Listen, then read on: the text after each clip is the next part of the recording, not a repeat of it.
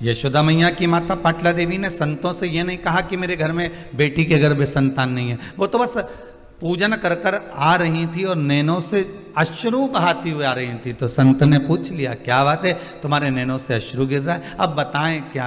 अश्रु ही तो सब बोल रहे हैं ना। अगर हृदय में थोड़ा सा गम होगा, दुख होगा, तो ही तो आंसू निकलेंगे।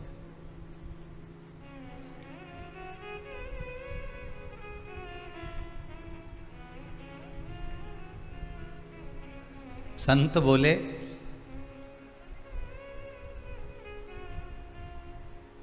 अगर नैनों में अश्रु हैं तो अपने परिवारजन को, अपने कुटुंबजन को, अपने हितैषियों को क्यों नहीं बोलते कि आपको तकलीफ है, आपको अश्रु आ रहे हैं। पाटला देवी ने एक बात, माता यशोदा की माता जी ने एक बात बहुत सुंदर कही है, संसार वाले तो आंसू देखकर पोंछ तो देंगे, मना नहीं है,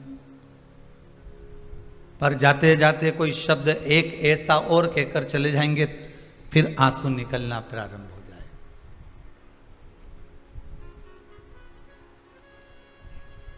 तुम तो नदी के किनारे पर खड़े थे, तुम तो तालाब के किनारे पर खड़े हो, नदी के किनारे पर खड़े हो, आप तो कुआं और बावड़ी के पास में खड़े हो। दूसरा कोई आपको धक्का दे ना दे, दूसरा आपको कहीं पीछे से धकेले ना धकेले, पर यह पक्का है कि कोई अपने को अगर मालूम पड़ गया कि ये कुएं की पाल पर है, ये नदी के घाट पर है, ये सरयू आदि आदि की जितनी भी नदी तालाब सरोवर के घाट पर है, तो ये पक्का है कि कोई अपना आकर धक्का जरूर दे जाए। पर यदि देवाधिदेव महादेव में अगर ये मन लगा हुआ है, ये चित्तवृत्ति हम भगवान में लगाकर बैठे हैं, राम में, कृष्ण में, शिव में, भवानी में, जगदम्बा में, दत्त में, आपकी चित्तवृत्ति अगर परमात्मा में लगी है तो धक्का देने वाला भले धक्का दे, पर अगर भगवान का स्मरण कर कर अगर हम गिर भी गए पानी में, तो ये पक्का है कि जिसका हम स्मरण कर रहे होते हैं वही हमें हाथ में झेल कर उस तालाब से, उस नदी से बाहर निकाल देता है, जिसका हम स्मरण कर रहे होते हैं, जिसकी भक्ति में हम रमे हुए होते हैं।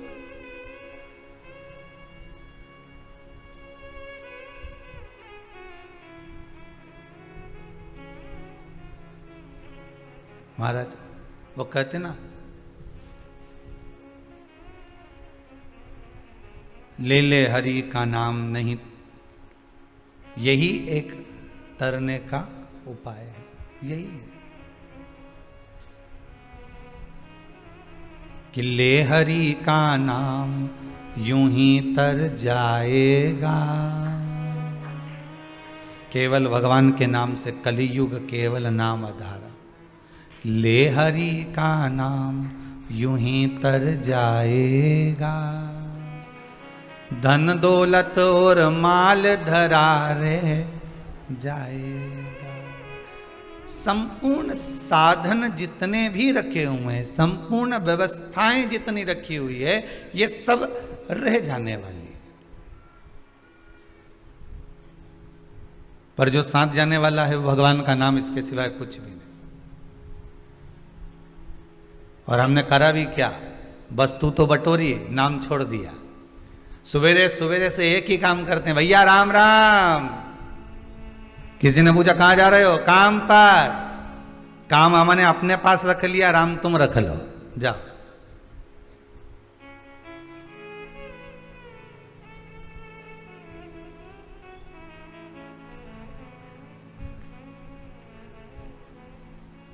और अगर आप कभी अपने भी प्रयास करा होगा, कोई कोई व्यक्ति जो भगवान की कथा नहीं सुनता, जो भगवान के मंदिर नहीं जाता, जो देवालय नहीं जाता, जो धर्म सत्कर्म नहीं करता, कभी कभी आपने भी प्रयास करा होगा उसको बोलने का, क्यों मंदिर नहीं जाती, एक वजह से कथा आ रही है, रुद्राक्ष शिव महापुराण की कथा चल रही है, सुनो कथा को,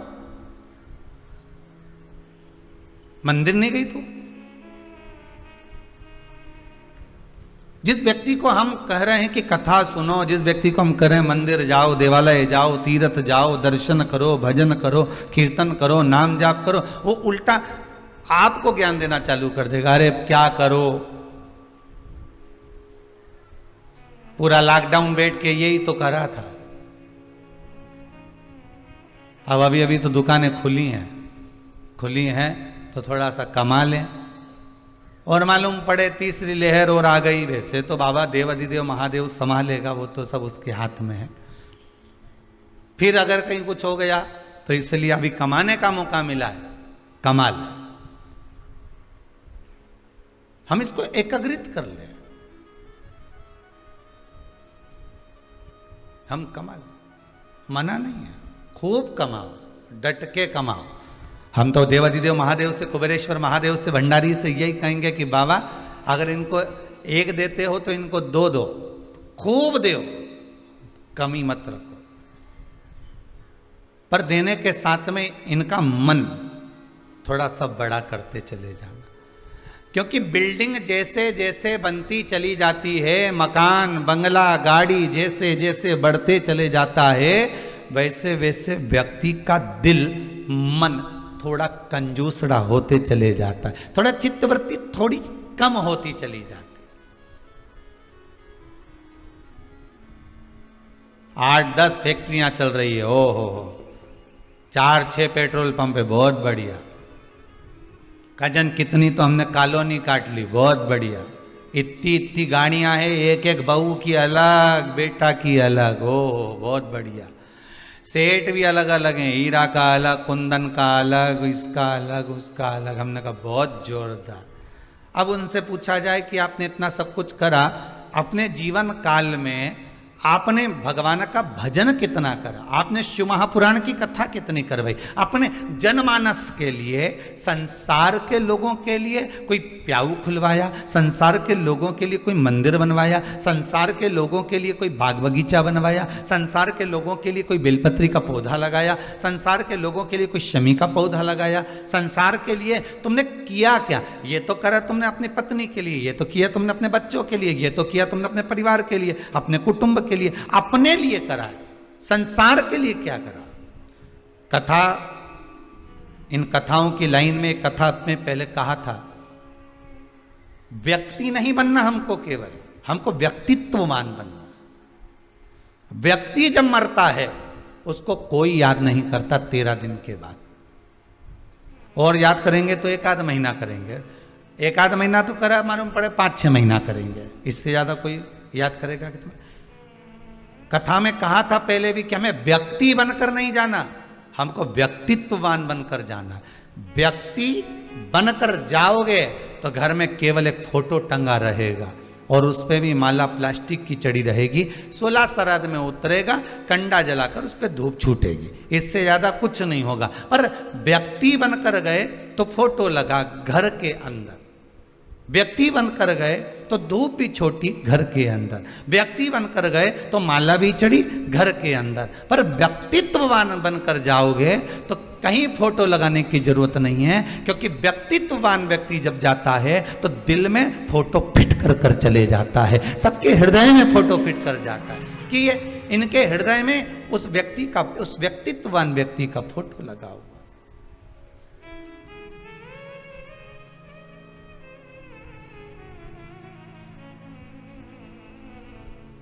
मैं धन्यवाद दूंगा श्री घनश्याम दास जी, श्रीमती उषा जी गांधी,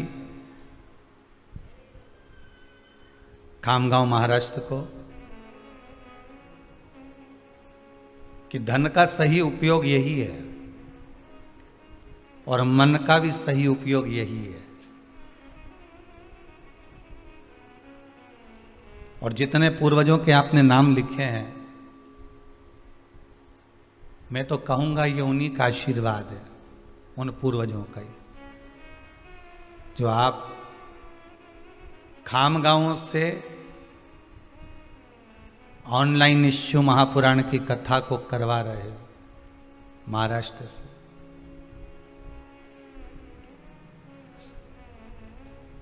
जैसे उदर तृप्ति के लिए भोजन जरूरी है, आत्मा की तृप्ति के लिए शिव महापुराण बहुत जरूरी है। अभी इस रुद्राक्ष शिव महापुराण के पहले जो शिवपुराण हुई थी वो व्रत शिवपुराण हुई थी। कई माताओं ने इतने मैसेज भेजे हैं, कई ने व्हाट्सएप पर, कोई ने काय पर लिख लिख कर भेजा, हमें पूजन का विधान मालूम पड़ गया, हमें उद्यापन क्या होता है यही नहीं मालूम था। हम तो सोचे थे कि व्रत को समाप्त कर दो, उद्यापन का महत्व यही है। व्रत की पूर्ण आहुति कर दो, उद्यापन का मतलब यही है।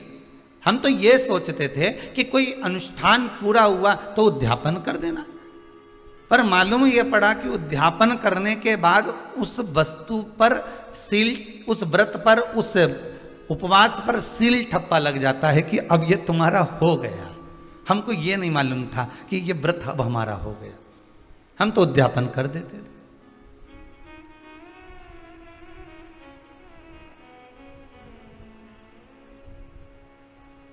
जितने वर्ष की शिव पुराण को उठाना है, एक एक वर्ष की शिव पुराण हमारे यहाँ यूट्यूब पर डली होगी, हमारे चैनल पर डली होगी। उठा उठा कर आप सुनते जाना। प्रत्येक शिव पुराण में आपको कुछ ना कुछ सीखने को मिलेगा, जो हमारी जिंदगी को संवारने के लिए, जो हमारे जीवन को सुधारने के लिए।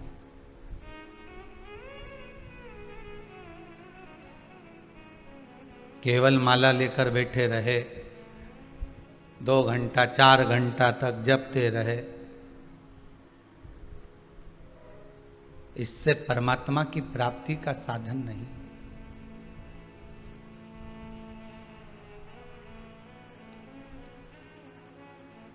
आज जन्माष्टमी का दूसरा दिन है, नंदोत्सव है। एक बात कहना चाहूंगा आपको, थोड़ा सा भले बुरा लगेगा पर शायद किसी को अच्छा भी लग सकता है, पर कहने में नहीं चूकूंगा। हमने देखा है माताएं, पुरुष वर्ग अपने घर घर के ठाकुर जी को लेके डलिया में जाते आते रहते हैं। आपने भी दर्शन किया होगा। घुमाओ मना नहीं है, ठाकुर आपका है, आप ठाकुर के हो। पर भगवान को, ठाकुर को जैसी रहने की आदत है राजसी ठाट में, उसको अपने घर में रखकर राजसी ठाट दीजिए। डलिया में लेकर यहाँ चले गए, वहाँ चले गए, यहाँ रख दिया, वहाँ रख दिया, तो कहते हैं हमारा पुत्र है, हमारा बेटा है, हम उसको परिवार का अंग समझते हैं, हम परिवार का एक व्यक्ति समझते हैं। हम मना नहीं करेंगे, आप समझो। फिर परिवार के व्यक्ति के लिए जैसे व्यवस्था करते हो वैसा करो। जैसे पति तुम्हारा जब मायके आता है, तुम्हारे मायके में तुम्हारा पति आता है तुमको लेने के लिए, तो बोलो व्यवस्था करती हो कि नहीं करती? मम्मी आज वो आ रहे हैं, खसखस का हलवा बना लेना। मम्मी आज वो आ रहे हैं, उनको दाल बाटी पसंद है, बना लेना। मम्मी आज वो आ रहे हैं, ऐसा काम करना कि सुबह पोहा बना लेना, शाम को आलू बड़ा बना लेना, और सुनो सुबह सुबह का भोजन ऐसा बना लेना। बोलो करवाते हो कि नहीं करवाते? तुम्हारे ससुराल वाले तुम्हारे मायके में जब आते हैं तो तुम कितनी व्यवस्था करते हो, और ठाकुर जी को लेकर तुम यहाँ वहाँ चले जाते हो, घूमते रहते हो, तो वो ठीक नहीं। भगवान को अपने हृदय के साथ में उसको राजसी ठाट दीजिए। वृंदावन में रहे तो ब्रज के राजा बनकर रहे हैं मेरे ठाकुर, और द्वारका में रहे तो द्वारका के राजा बनकर रहे हैं मेरे ठाकुर।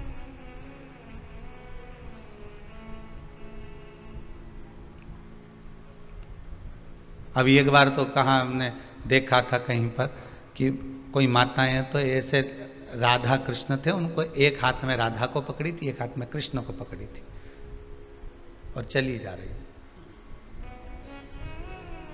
और सामान खरीदा वो हाथ गाड़ी से, ठेला गाड़ी से, तो राधा कृष्ण को वह ठेले पे धर दिया और सामान ले लिया। सामान लिया, झोला टांग लिया एक हाथ में, मालूम पड़ा ठाकुर जी को तो ले गई, राधा जी को ठेले पे छोड़ गई। फिर याद आया उसको, फिर आई, फिर राधा जी के भी, फिर अभी तक 2 हाथ में थे, अब दोनों को एक ही हाथ में उठा। श्रेष्ठता में।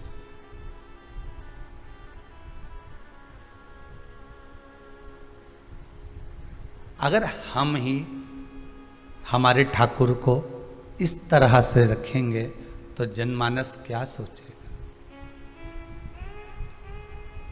आपकी भक्ति है, इस व्यासपीठ से आपकी भक्ति को मैं नमन करता हूं। आपकी भक्ति है, आप भगवान से स्नेह करते हो, मैं आपको प्रणाम करता हूं कि आपके बराबर दुनिया में कोई नहीं प्रेम करता होगा, स्नेह करता होगा ठाकुर से। पर निवेदन है, उस लाडले को लाड लड़ा कर रखिए, हृदय से लगा कर।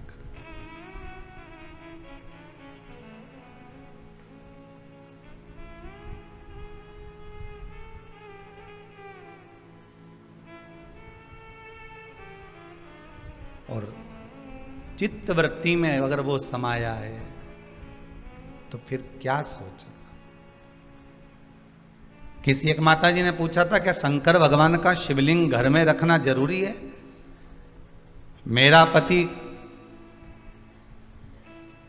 कह रहा है कि शिवलिंग नहीं रखूंगा, मैं कह रही हूं कि मैंने शिव पुराण सुनी है तो शिवलिंग घर में रखूंगी।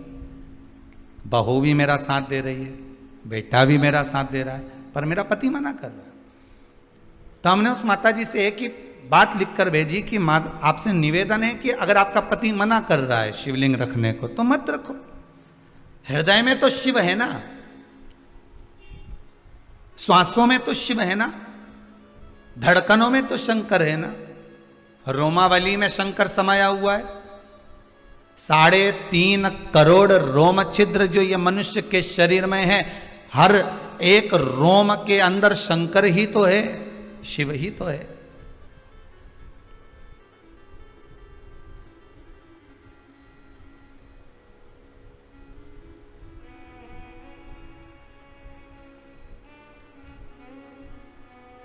हम नर्मदा जी नहाने गए थे, वहां से शंकर जी लेके आए, इतने बड़े शंकर जी हैं। गुरु जी बताओ कहां रखे?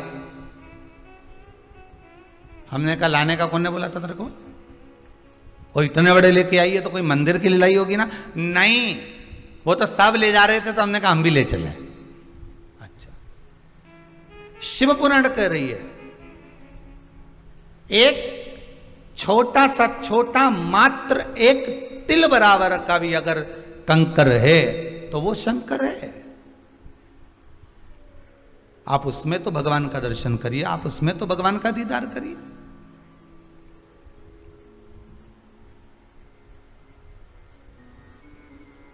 ये जरूरी थोड़ी ना कि हम भगवान को लेकर घूमेंगे तो ही भगवान हमारा होगा, हम भगवान को मंदिर घर के अंदर बिठाएंगे तो ही भगवान हमारा होगा।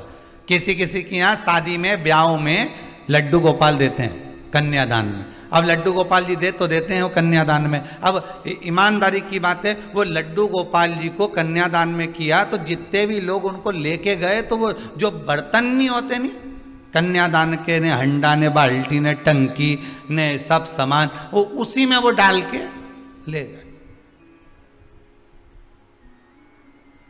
अरे बोलो तो सही है कि गलत है? उसी उनने तो उसको बर्तन समझा, उसी में डाल के ले गए। अब जब शादी हो गई, रिसेप्शन हो गया, 15-20 दिन हो गए, बर्तन का बोरा अभी तक नहीं खुला। 1-1.5 महीना बाद जब बर्तन का बोरा, और अभी भी सास ने कह दिया पड़े रहने दो, इतने तो बर्तन पड़े करेंगे का। तब बहू ने कहा हो सकता है हमारी मम्मी ने हमको भगवान दिए तो इसमें पड़े होंगे, जरा देख लो ना, मतलब पड़े होंगे, रखे होंगे नहीं, पड़े होंगे, जरा देखो। फिर बर्तन निकाले, उसमें से भगवान निकले, फिर विचार करा। अब हमारे यहाँ तो पहले से बड़ी बहू का भी रखा है, हमारी अम्मा का हाथ का रखा है, 2-2 तो पहले से रखे थे, अब ये छोटी बहू के भी आ गए। अब इनके कहाँ रखेंगे तीसरी जगह में, बताओ जरा। तो पहले बेटी के माता पिता को पूछना था कि आपके घर में जो ठाकुर जी बैठे हैं हम उनका कोई श्रृंगार बनवा दें, हम उनके चांदी का कोई आभूषण बनवा दें, हम कोई स्वर्ण का आभूषण बनवा दें, या आपके ठाकुर जी को हम छोटी सी चांदी की गाय दान दे देते हैं, आपके ठाकुर जी को हम बंसी बनवा देते हैं, आपके ठाकुर जी को हम पैजनियां बनवा देते हैं, आपके ठाकुर जी को हम कर्णफूल बनवा देते हैं, आपके ठाकुर जी को हम कुछ ऐसा देना चाहते हैं, हमें बता दो, क्योंकि हम अलग से ठाकुर जी देंगे तो मां रखने की जगह तो वैसे ही नहीं होगी, सेवा करे ना करे ठाकुर जी इधर उधर, तो हम आपके ही ठाकुर जी को कोई ऐसा स्नेह तुल्य चीज प्रदान कर दे।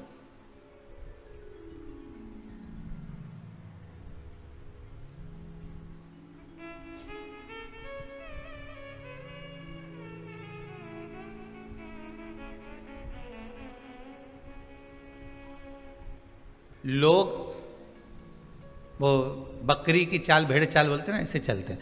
पहले क्या होता था, जब बुलावा होता था किसी के यहाँ, शादी हो, मंडप हो, ब्याह हो, तो उसमें जो गिफ्ट आइटम बंटते थे ना, तो एक जैसा इन्होंने पानदान बांटा, तो पानदान ही चलेगा। एक जगह की शादी में गए, वहाँ पे भी पानदान मिल गया, दूसरे की शादी में गए वहाँ भी पानदान मिल गया, तीसरे की शादी में गए वहाँ भी पानदान मिल गया, चौथे के यहाँ गए वहाँ भी पानदान मिल गया। इतना पानदान घर में इकट्ठा हो गया और अभी तक पेटी में पड़ा है। कई कई का तो काला पड़ गया। अब निकाल लूंगी दिवाली पे जब ये बेकार हो जाएगा। अब वो ही इतना चल रहा है कि वो निकालने का फुर्सत ही नहीं मिल रही है।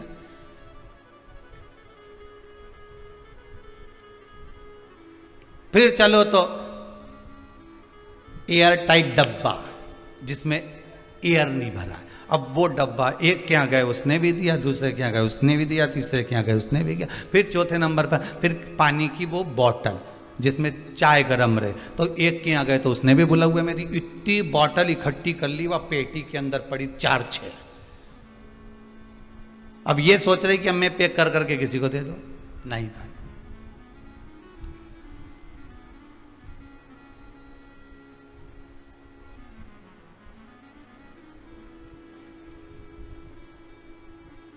उसको जो अच्छा लगता है वो आप दीजिए। शिव महापुराण की कथा कहती है जो ईश्वर को अच्छा लगे, भगवान को जो अच्छा लगे, आप उसको वो दो। भगवान को क्या अच्छा लगता है? भगवान को आपका धन अच्छा लगता है, दौलत, संपदा? भगवान को आपकी प्रॉपर्टी अच्छी लगती है? नहीं। भगवान को आपका सोना, चांदी, हीरा, पन्ना कुछ भी अच्छा नहीं लगता। भगवान कहते हैं ये तो सब मेरे चरणों की धूल है। तुम मेरे पास में आते हो, आते ही काय को? मेरे चरणारविंद की रज लेने के लिए। रज मतलब भगवान के चरणों का थोड़ी सी धूल अगर मिल जाएगी तो जीवन सार्थक।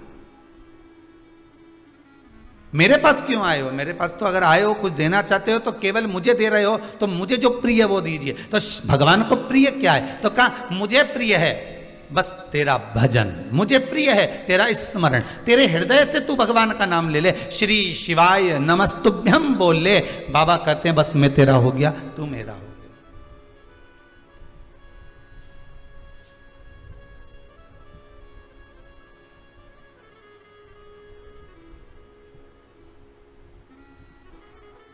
भोले तेरे चरणों की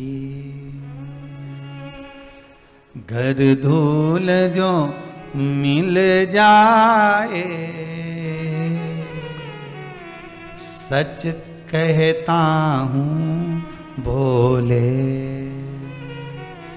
तकदीर बदल जाए। भोले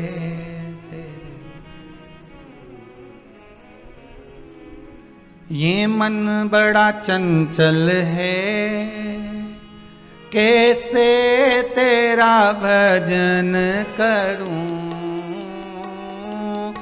ये मन बड़ा चंचल है, कैसे तेरा भजन करूं। ये मन बड़ा चंचल है, कैसे तेरा भजन करूं। ताली से बात।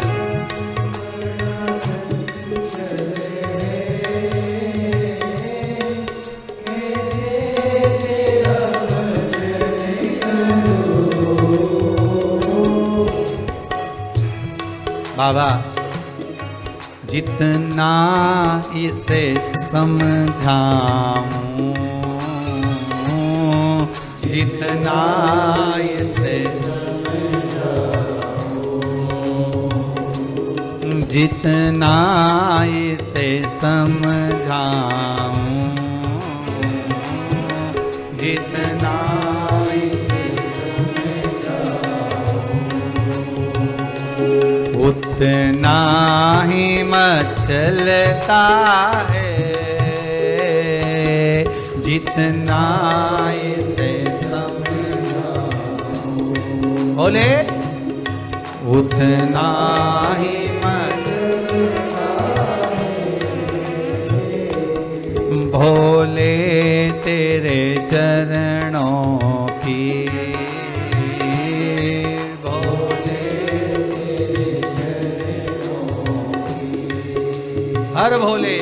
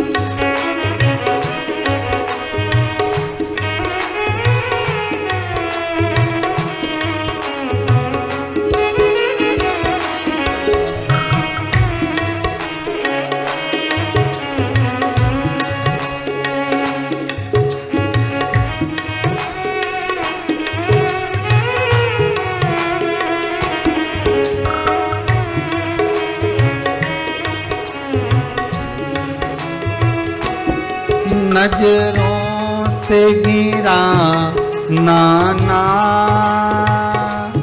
चाहे जितनी सजा देना, नजरों से गिरा नाना, चाहे जितनी सजा देना, नजरों से गिरा नाना, चाहे जितनी सजा देना, नजरों से गिरा नाना, शंभो चाहे जितनी सजा देना, नजरों से जो गिर जाए, नजरों से जो गिर जाए, नजरों से जो गिर जाए, नजरों से जो गिर जाए,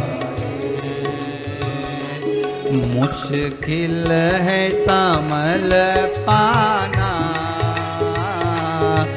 नजरों से जो मुश्किल है संभल पाना, भोले तेरे चरणों की, भोले तेरे चरणों की, कर धूल जो मिल जाए, भोले तेरे कर धूल जो मिल जाए, सच कहता हूँ भोले, सच कहता हूँ भोले, तकदीर बदल जाए, सच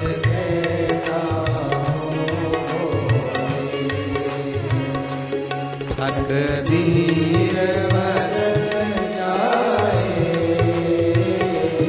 सच कहता हूँ भोले, तकदीर बदल जाए, सच कहता हूँ भोले, तकदीर बदल जाए, हे भोले तेरे चरणों की, भोले तेरे चरणों कर धूल जो मिल जाए, भोले तेरे चरणों की। हे शंकर, हे त्रिकालदर्शी कलेश,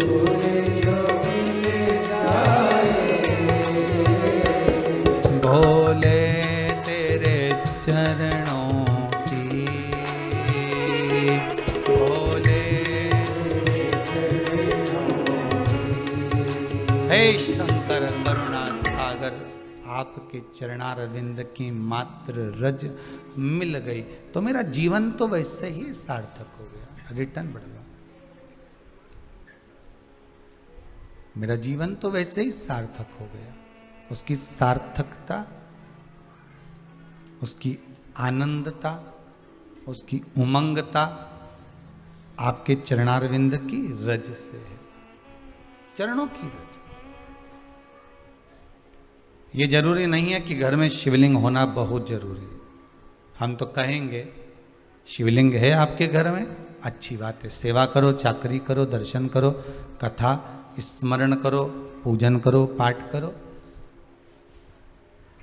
शिवलिंग लाने का मन है आपका तो हम तो करबद्ध हाथ जोड़कर निवेदन करेंगे कि शिवलिंग भी लाना तो ऐसा लाना कि जिस पर कोई वस्तु आप समर्पित कर दें तो उसको पा लें। जैसे नर्मदेश्वर शिवलिंग, नर्मदा जी के जल से निकला हुआ शिवलिंग ऐसा होता है कि उस पर कुछ भी चढ़ाकर आप खा सकते हो, कुछ भी समर्पित कर कर आप पा सकते हो। बाकी के जितने शिवलिंग हैं नर्मदेश्वर को छोड़कर, उनको अगर कोई वस्तु टच हो गई तो उसको आप पा नहीं सकते।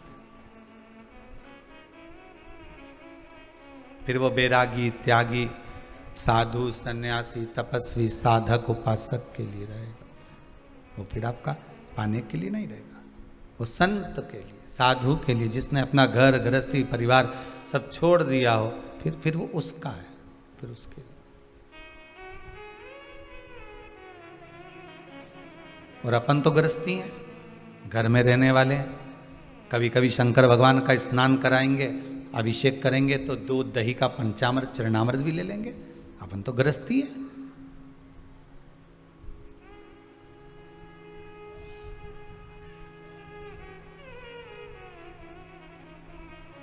गृहस्थाश्रम में रह रहे हैं तो भगवान का चढ़ा प्रसाद हम पा सकते। पर नर्मदेश्वर शिवलिंग,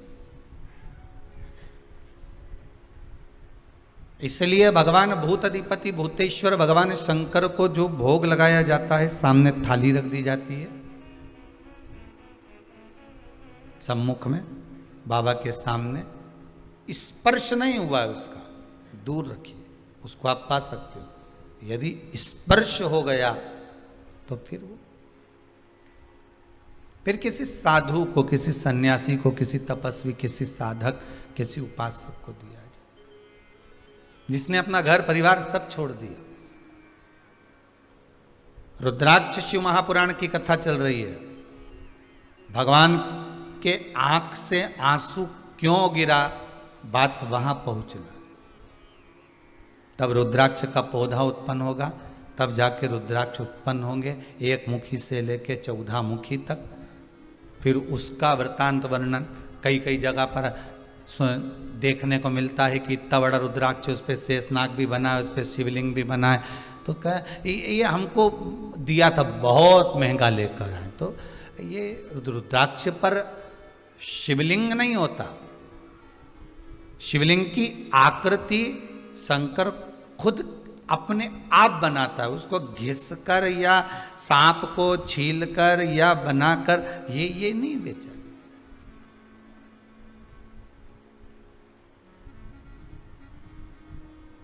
किसी ने पूछा एक बार कि गुरुदेव, ये जो रुद्राक्ष होता है जिसको अपन पहनते हैं, धारण करते हैं, जिस रुद्राक्ष को अपन पहनते हैं, इसको सिद्ध करने का तरीका क्या है?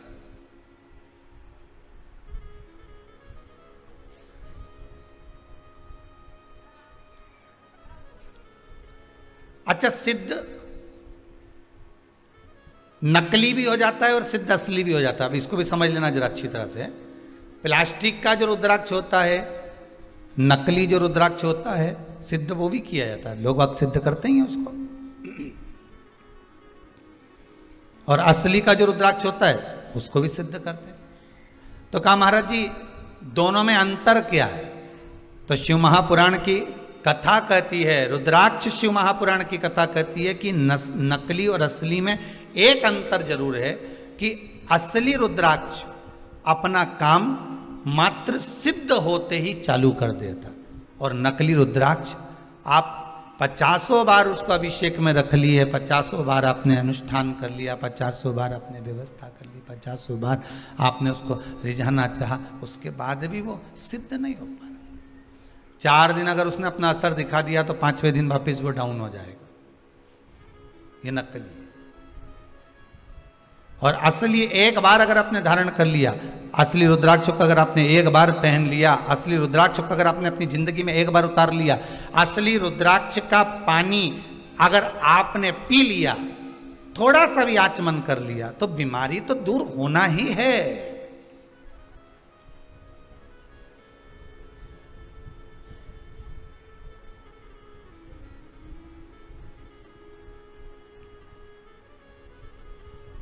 नकली और असली में अंतर यही है। असली रुद्राक्ष को तो सिद्ध करने का एक ही तरीका, जो 14 मुखी तक रुद्राक्ष इनका जो मंत्र दिया गया है, उस मंत्र का स्मरण कर लो, उस मंत्र का जाप कर लो, उस मंत्र का भगवती स्मरण कर लो। और अगर वो भी नहीं कर सकते तो क्या लिखा है शिव महापुराण में? जिस रुद्राक्ष को आप सिद्ध कर रहे हो, रुद्राक्ष आपके घर में जो रखा हुआ है, उसको सिद्ध करने का एक तरीका और वर्णन किया। 108 बेलपत्र, बेलपत्र की बीच वाली पत्ती, उस पत्ती पर भगवान शंकर का ओमकार, ओम संबोधन चंदन से लिखा, उसको रखते जाइए। 5 बेलपत्र नीचे रख दिए, उसके ऊपर रुद्राक्ष रख दिया। उसके बाद में बाकी की जो 108 बेलपत्र है, आप जो गिनती की चढ़ा रहे हैं, वो उसके ऊपर केवल ओम नमः शिवाय बोलकर भी समर्पित करेंगे। 5 दिन तक ऐसे कैसे ही रखे रहने दो उसको। बस इतना जरूर करना कि उसके सामने कपूर जरूर जलाना, थोड़ा सा कपूर, अर्थात अपन जलाने का मतलब है कि कपूर की आरती कर लो। कर्पूर घोरम करुणावतारम संसार सारम, कपूर उसके सामने 5 दिन तक प्रतिदिन शाम के समय, सुबह के समय पर आप आरती के नुमा उसको अवश्य प्रज्वलित करें। मात्र 5 दिन। 5 दिन के बाद वो बेलपत्री को उठाइए, और उठाने के बाद में आप विसर्जन कर दीजिए। रुद्राक्ष को ओम नमः शिवाय बोलकर या श्री शिवाय नमस्तुभ्यम मंत्र का स्मरण कर कर, या रुद्राक्ष के जो मंत्र हैं, जितना मुखी रुद्राक्ष है उतना मंत्र का, उस मंत्र का जाप कर कर, आगे आएगा चरित कथा में उस मंत्र को बताएं, तो उस मंत्र को भी बोलकर आप उस रुद्राक्ष को धारण करेंगे, वो सिद्ध हो गया। अब ना उसको कहीं अभिषेक में रखने की जरूरत है, अब ना उसको कहीं भभूति लगाने की जरूरत है, और ना उसको किसी तरह से उसमें धूप घुमाने की जरूरत। अब तो तुम्हारे तन पर जब धारण कर लिया तुमने, उस तन पर धारण करने के बाद तुम जब घटकी जिह्वा से शिव का नाम लोगे, आपको पहले कथा में कहा था, एक होता है आ जपा जप, पहले की कथा में निकाल कर देखना। एक होता है जप, जो तुम हाथ से कर रहे हो, मुख से कर रहे हो। एक आजपा जप होता है। आजपा जप किसको कहते हैं? कि जिस दिन से तुम पैदा हुए, माता के गर्भ से जब तुम बाहर निकले, और तुम्हारी श्वास जब निकलना अंदर बाहर होना चालू हो गई, श्वास निकलना प्रारंभ हो गई, उस दिन से तुम्हारा एक जप चालू हो गया, उसको कहते आजपा जप। अर्थात तुम भगवान का नाम लो ना लो, पर तुम्हारी जब श्वास निकलेगी, श्वास में एक शब्द निकलता है, वो ओमकार का निकलता है।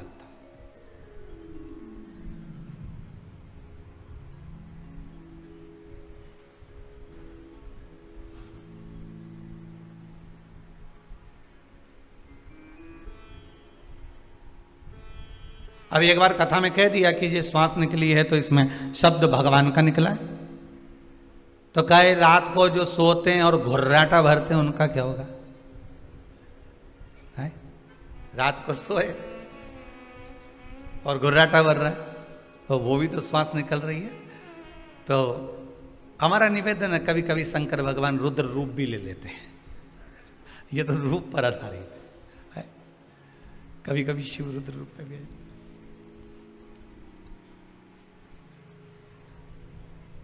महाराज आजपा जप में यही होता है। आजपा जप में आपको मंत्र नहीं बोलना पड़ते, आजपा जप में आपको नाम नहीं लेना पड़ता। आजपा जप तो जिस दिन से हम पैदा हुए, जिस दिन से हम भगवान की भक्ति में डूबे हुए, जिस दिन से हम पैदा हुए हैं, उस दिन से जो श्वास चल रही है वो आजपा जप ही है, वो आजपा जप।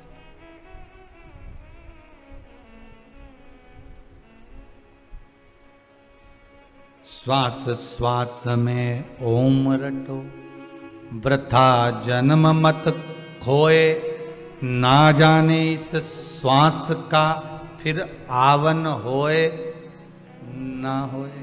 इसलिए जप लो।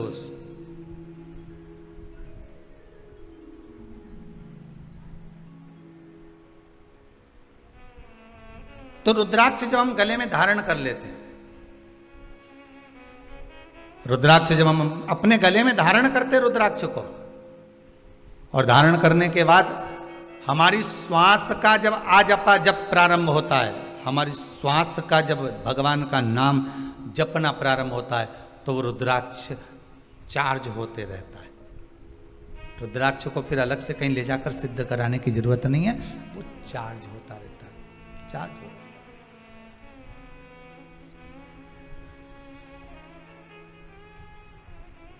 फिर उसको सिद्ध कराने की कहीं जरूरत नहीं पड़ेगी, फिर वो चार्ज हो रहा है अपने आप, अपने आप चल रहा है। घी की कटोरी में रख दिया, उससे भी सिद्ध होता है रुद्राक्ष। घी के पात्र में रखने के बाद भी रुद्राक्ष की सिद्धता आ जाती है, पहले भी कथा में कहा। पर कथा चल रही है कि यहां यशोदा मैया जो आंख से आंसू बहाई हैं, तो संत ने आकर कह दिया कि तुम मत रो, तुम्हारे नैनों में जो जल भरा हुआ है रुकिए, शिव है। आप श्रावणी की पूर्णिमा के दिन, श्रावण की पूर्णिमा के दिन जब संत आए तो आप उनको भोजन करा दो, उसका फल मिल जाएगा। और यशोदा जी के यहाँ लिख कर भेज दिया पाटला देवी ने, और यशोदा जी ने फिर भोजन करने बुलाया। संत ब्राह्मण जब भोजन करने के लिए बैठे, और बैठने के बाद जब यशोदा जी खीर देने के लिए आई, सिर पे इतना घूंघट डला हुआ था, इतना घूंघट यशोदा मैया डाली हुई थी, हाथ में बड़े बड़ा चुड़ला पहनी हुई थी, पांव पैजनिया कमर करदनी माता यशोदा पहनी हुई थी, सिर पर सुंदर माँ यशोदा बौर पहनी हुई थी, मुख दिख नहीं रहा था माता यशोदा, क्योंकि घूंघट इतना था।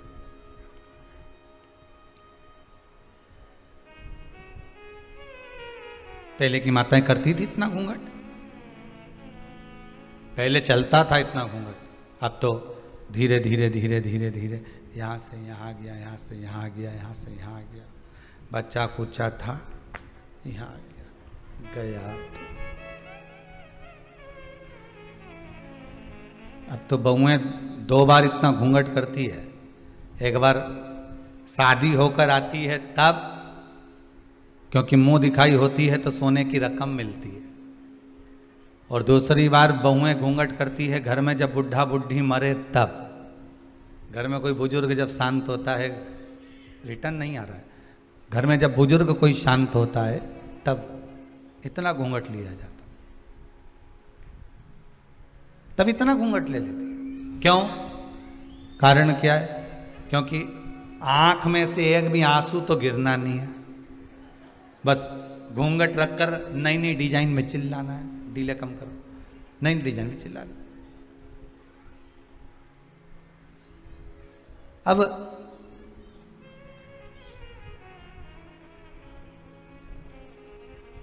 लोगों को भी लगे इतना घूंघट करके रो रही, कितने अच्छे संस्कार हैं इसके।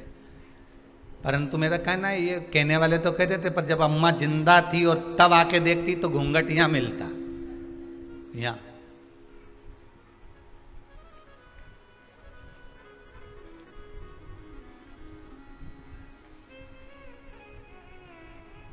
कभी कभी रोने का तरीका भी बदल जाता है। एक व्यक्ति कथा में जाकर बैठा और बैठते से ही जो रोना चालू करा उसने, तो महाराज जी भी चक्कर में पड़ गए कि मैंने रोने की कोई कथा ही नहीं बाची। जब उन्होंने रोने का कुछ बोला ही नहीं तो ये रो क्यों रिया आखिर। और 1 घंटा हुए तो रो ले, यहाँ तो 3 घंटा लगातार रोए जाए रोए जाए रोए जाए रोए जाए। तो कथा जब पूरी हो गई, अक्षतम केशवम हो गया, तब महाराज जी ने उसको अपने पास में बुलाया, भैया इधर आओ जरा।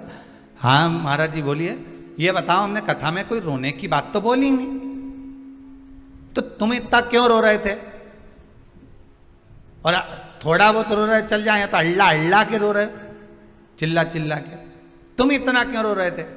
अरे महाराज जी हम तुमको क्या बताएं। महाराज जी बोले नहीं बताओ तुम तो क्या बात किया। महाराज जी बात इतनी सी है, हमारे पास में एक पाड़ा था, तो वो 3 घंटे तक टटर टटर करता रिया, आखिरी में वे जिंदा रिया ही नहीं, मर गया। हमको भी रोना इसलिए आ रहा है कि तुम भी 3 घंटे से पाड़े जैसे टटर कर रहे हैं।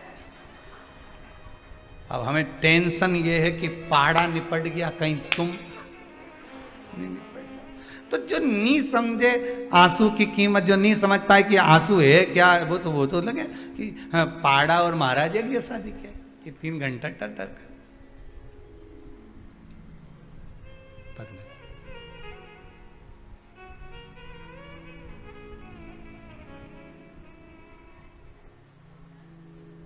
अश्रु की कीमत बड़ी है, आंसुओं की कीमत बहुत है। हम तो कहेंगे इसको व्यर्थ भी मत जाने दो।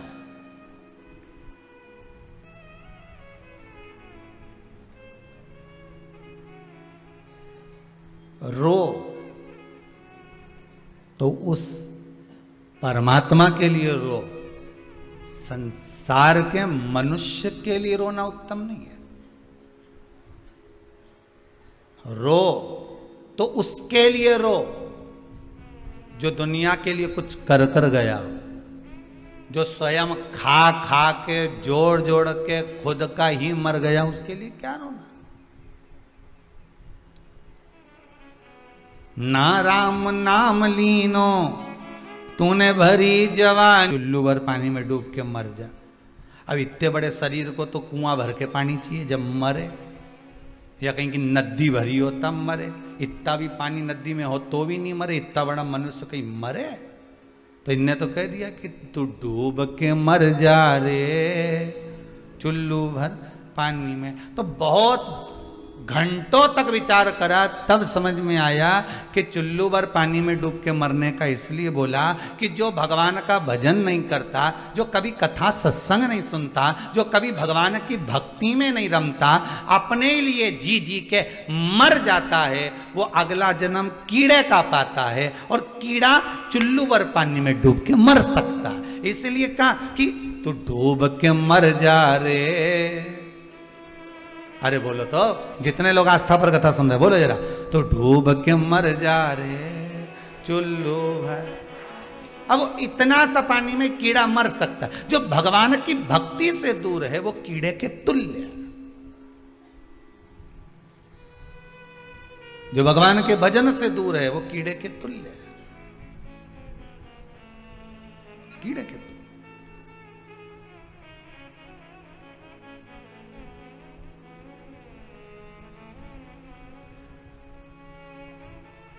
व्यक्ति भगवान के करीब में कब आता है, समय बताइए। व्यक्ति भगवान के करीब में कब आता है, जब सारी दुनिया से ठोकर खा लेता है। सारी दुनिया कि देख लिया संसार हमने देख लिया, देख लिया संसार हमने देख लिया, ओ देख लिया संसार हमने देख लिया, देख लिया संसार हमने देख लिया, सब मतलब के यार हमने देख लिया, सब मतलब के यार हमने देख लिया, देख लिया संसार हमने देख लिया, देख लिया संसार हमने देख लिया, देख लिया संसार हमने देख लिया, देख लिया संसार हमने देख लिया, धन निरोगी धन है जब जेब में है तेरे माया, धन निरोग धन जेब में जग तक, धन निरोग धन जेब में जब तक, धन निरोग धन जेब में जब तक, मन से सेवा करोगे जब तक, मन से सेवा करोगे जब तक, मान का परिवार हमने देख लिया, मान का परिवार हमने देख लिया, सब मतलब के यार हमने देख लिया, सब मतलब के यार हमने देख लिया, अरे देख लिया संसार हमने देख लिया, देख लिया संसार हमने देख लिया, ये संपूर्ण संसार में जितने नजर आ रहे हैं आपको अपने दिखते हैं, पर शिव पुराण कहती है ये सब पूर्व के कर्म के हिस्सेदार, ये पूर्व के कर्म के हिस्सेदार।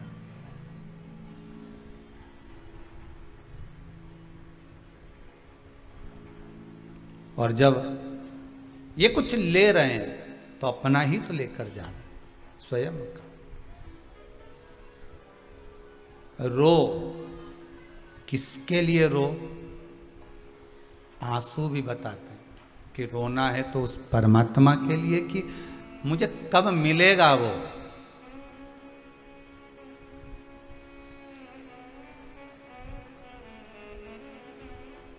कब मिलेगा?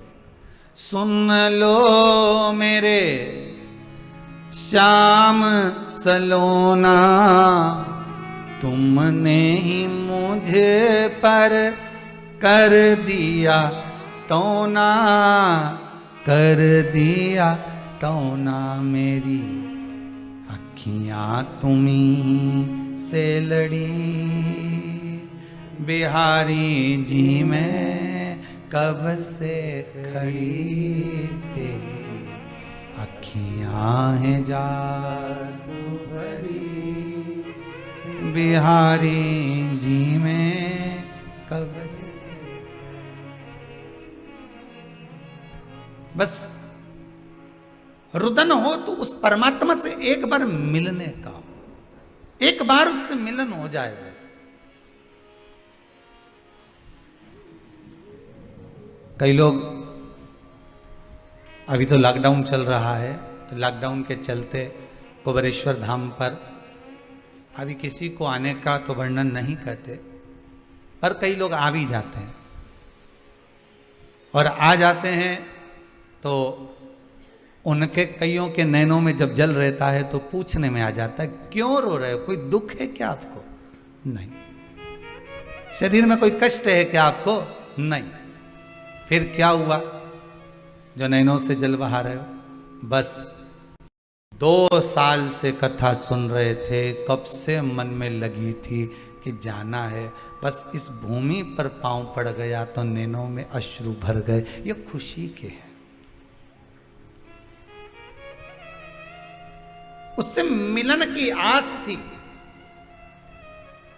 और वो परमात्मा मिला।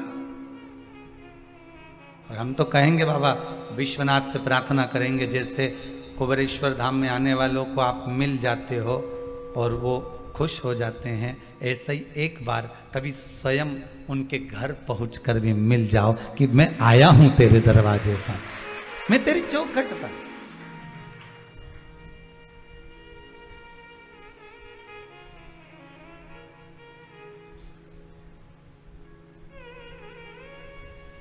मैंने सारे सहारे छोड़ दिए, बस तेरा सहारा काफी है। रुदन के अश्रु भी कहते हैं कि रोना भी किसके सामने, और रुदन हो भी तो कहां पर।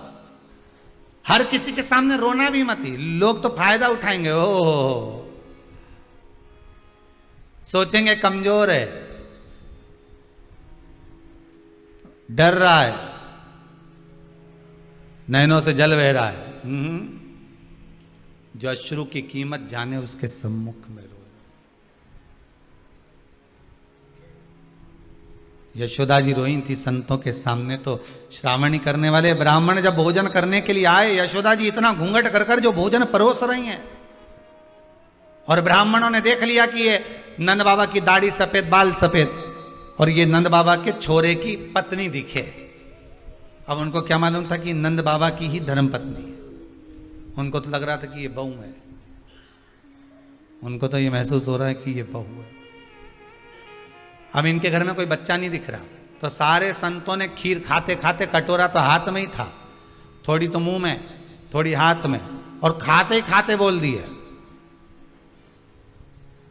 एक दूसरे को कोनी मारे, इनके घर में औलाद नहीं दिख रही, ये बहू अकेली दिख रही है नंद बाबा की, पर इनका नंद बाबा कोई पोता पोती नहीं दिख रहा। अब इनका छोरा हो तो पोता हो, और ये जिसको बहू समझ रहे हैं वो तो यशोदा जी। तो इन सारे ब्राह्मणों ने भोजन करते करते आशीर्वाद दे दिया, पुत्र भव। इतने में यशोदा जी ने भी घूंघट ऊंचा कर दिया। जो घूंघट ऊंचा करा तो सारे संत एक दूसरे को कोनी मार कर कहे, इका भी बाल धोला है, ये भी बुढ़िया है। अपने गलत फहमी हो गई। इतने में नंदराय जी बोले, बाबाओं आप आशीर्वाद दे रहे हो पुत्र होने का, 60 का और 55 की, अब बताओ पुत्र कहां से आएगा। अब संतोन भी बेचारे फंस गए आशीर्वाद देके, तो उन्होंने कहा अब हमारा आशीर्वाद गलत नहीं हो सकता, कहीं से भी आएगा, पर तुम्हारे घर में तो आएगा। अब कहीं से भी आया, पर इनके घर में आया। और संतों का आशीर्वाद कितना विचित्र होता है वो भी देख लीजिए। यशोदा जी के घर में हुई थी लड़की, पर कहा था पुत्र भाव, तो आधी रात को चेंज भी हो गया।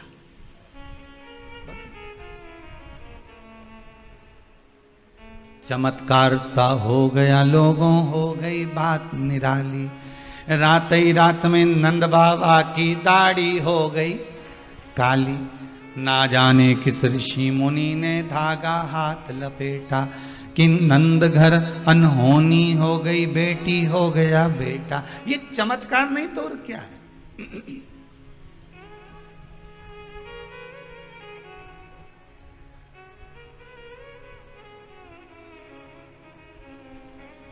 ये आनंद नहीं तो और क्या। पाटला देवी के अश्रु की कीमत संत ने जान ली। संत, साधु, सन्यासी, तपस्वी, साधक, उपासक, गुरुजन, कोई सतगुरु ऐसा मिल जाए जो आपके अश्रुओं की कीमत जान जाए।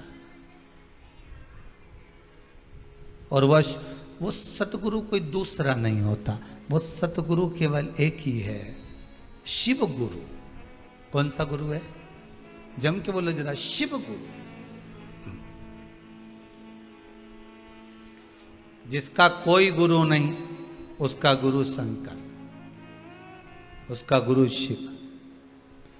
आंसुओं की कीमत वही जान सकता है, शिव गुरु। क्यों रो रही है? चोर आकर रोया, कुबेर बना दिया।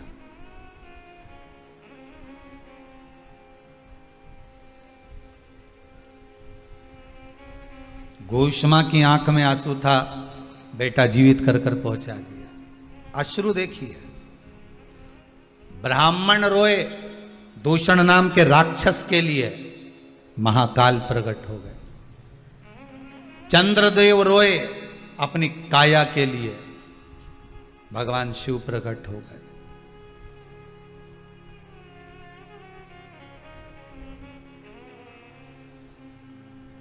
ब्राह्मणों ने तप साधना करी, दारुक नाम के राक्षस को मारने के लिए शिव प्रकट हो गए। असुरों की कीमत कोई नहीं जान सकता, केवल शंकर के सिवा। आंसू बहाने वाला आंसू पोंछ सकता है। शंकर ने अगर एक अश्रु बहाया है और उससे अगर रुद्राक्ष का पौधा उत्पन्न हुआ है और उस पौधे से अगर रुद्राक्ष उत्पन्न हुआ है, तो हम लोगों से कहते हैं कि भगवान शंकर के नयन के अश्रु से उत्पन्न हुआ रुद्राक्ष का पौधा, रुद्राक्ष का वृक्ष, उस रुद्राक्ष के वृक्ष से उत्पन्न हुआ रुद्राक्ष। अर्थात शंकर तो खुद आकर तो तुम्हारा आंसू नहीं पोंछेगा, पर इतना जरूर विश्वास रखना, आंसू पोंछता कौन है? जो आंसू बहा चुका होता है, जिसने हृदय से छुआ होता है। वो कहते हैं ना, दिल की गाथा दिल वाला ही जाने, हृदय की गाथा हृदय वाला ही जानता। जिसके हृदय को ठेस पहुंची होगी, दूसरे के हृदय को ठेस पहुंचने वाले की वाणी को वो समझ जाएगा, जान जाएगा। शंकर भगवान को कितनी हृदय में ठेस पहुंची होगी वो भी देख लीजिए जरा। उमा चली गई, सती जिसको ले जाकर भगवान शंकर ने कुंभज बाबा की यहां कथा सुनवाई, वो सती मैया अपने पिता के घर में प्राणों को त्याग दी। विचार करिए कितना दुख होगा। सग्गा ससुर अपमान कर रहा है, कितना दुख होगा, जरा विचार करिए। जिसका हृदय भीतर से रोया होगा वही सामने के रोने वाले के आंसू पोंछ सकेगा। शंकर जी के नैन अश्रु से उत्पन्न हुआ है रुद्राक्ष का पौधा, रुद्राक्ष के पौधे पर उत्पन्न हुआ है रुद्राक्ष। रुद्राक्ष अगर आपने धारण कर रखा है तो क्या वो आपको रोने देगा? जम के बोलिए जरा, रोने देगा? नहीं, क्योंकि रोने वाला जो पूर्व में रो चुका है, जिसकी अश्रु गिरे हैं, वो ही पहुंच सकता है आपके आंसुओं, आपके आंसुओं को वही पहुंच सकता।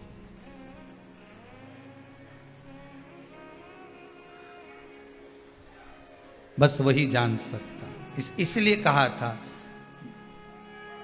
सब मतलब के यार हमने देख लिया।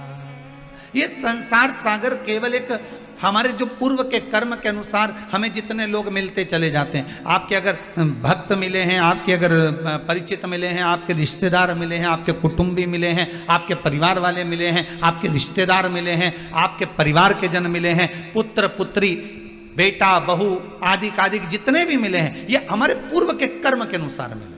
हम तो यहां तक भी कहेंगे कि अगर गुरु को शिष्य भी मिला है तो पूर्व के कर्म के अनुसार मिला। कोई चेला तो ऐसा होता है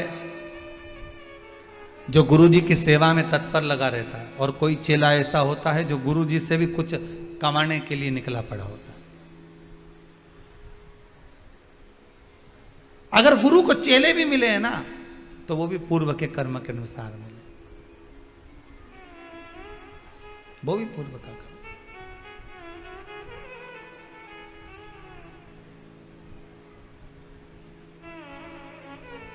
रुद्राक्ष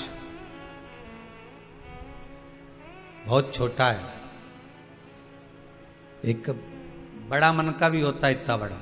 और शिव पुराण कहती है मन का तो इतना बड़ा भी होता है, उससे भी छोटा, उससे भी छोटा, उससे भी छोटा, उससे भी छोटा।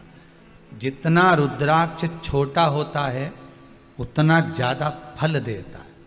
क्यों? क्योंकि छोटे रुद्राक्ष को सेवा की जरूरत नहीं पड़ती। बहुत ध्यान देना। अब अपनी भाषा से समझ लो उसको, अपने हृदय से समझो। छोटा बच्चा है, बहुत छोटा, उसको कुछ भी पहना दो। लड़के को भले तुमने लड़की का कपड़ा पहना दिया, कुछ बोलेगा नहीं, रोता रोता बोलता हो कि नहीं मैं तो नहीं पहनूंगा हूं। इतना सा बच्चा बोले नहीं पहन, बोलेगा नहीं। थोड़ी देर आपने उसको दूध पिला दिया, कुछ खिला दिया, पटक दिया पलने के अंदर, पड़ा हुआ है, खेल रहा है, फिर उसको भूख लगेगी तभी रोएगा। जितना छोटा होता है, छोटे बच्चे को इतनी सेवा की जरूरत नहीं पड़ती, जब वो बड़ा होते चले जाता है और मां कहे ले ये चड्डा पहन, नहीं पहनूंगा, मेरे को जींस चाहिए।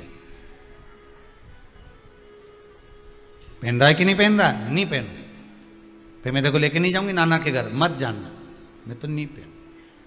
ले ये पहन ले, नहीं मैं। फिर बच्चा खुद अलमारी खोल लेता है, कपड़े निकाल लेता है, खुद पहनना चाहता है, फिर वो पहनता भी खुद के पसंद के। अब मम्मी भोजन करा रही, पहले तो दूध पिला देती थी, पड़ा रहता था, उसकी चॉइस भी नहीं थी, पूछती भी नहीं थी कि तू खाएगा कि पिएगा, बस दूध पिला दिया, पटक दिया। और आज के ज़माने में ले मैंने रोटी बनाई है, मूंग की दाल बनाई है, गिलकी की सब्जी बनाई है, नहीं खाऊंगा।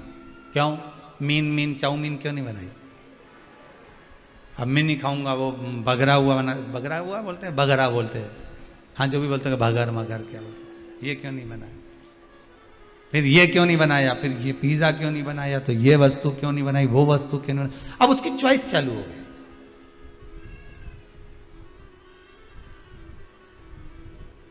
कितना समय उसका केवल चुनने में निकल जा रहा है, केवल चुनने, कितना समय निकल। और बड़ा हुआ, फिर कॉलेज चुना, कौन से कॉलेज में पढ़ना, और बड़ा हुआ, फिर नौकरी चुनी, और बड़ा हुआ, फिर कन्या चुनी, उसके बाद कुछ चुनने के लायक नहीं बचा, चुनौतियां सामने खड़ी हो गई, फिर कुछ नहीं चुन रहा है वो। पर पूरी जिंदगी में उसने बचपन में से लेकर जवानी तक, जवानी से लेकर ब्याह तक, ब्याह से अधेड़ी तक, अधेड़ी तक भी वो चुनता रहा, पर उसने चुनने में एक चीज नहीं चुनी कि मुझे देव अधिदेव महादेव को चुनना है। अगर वो मिल गया तो ये सारी चुनौतियां अपने आप हट जाएगी, बस शिव तत्व मुझे मिल जाए, एक बार शंकर मेरा हो जाए, एक बार ओघड़ी मेरा हो जाए।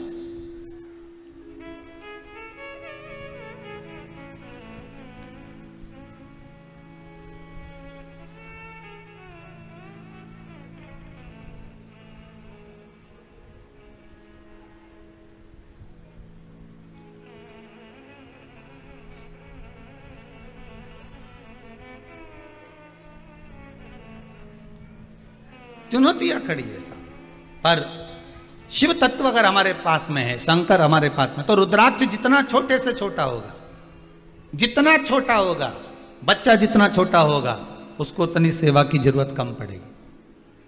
बस ये है, छोटा होता है तो संभालना ज्यादा पड़ता है। बोलो सही है कि गलत है? छोटा है तो उसको संभालना पड़ेगा। उसी तरह रुद्राक्ष जितना छोटा होता है, उसमें जब धागा पिरो, सोने का तार डालो, चांदी का तार डालो, तो वो उसको संभालना ज़्यादा पड़ता है। बड़ा रुद्राक्ष होगा तो अब धागा इतना मोटा मोटा, लोग वो गोप, काली गोप, लाल गोप उसमें डाल देते हैं, तो वो बड़ा है तो सहनो, पर छोटा है अगर वो, तो उसको संभालना पड़ेगा। जितना छोटा रुद्राक्ष होता है वो उतना फल देता है, सेवा नहीं चाहिए उसको।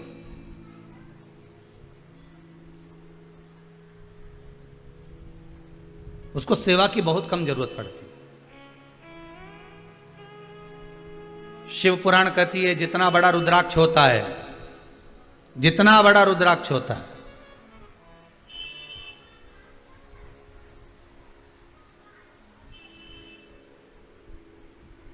कल हम प्रयास करेंगे।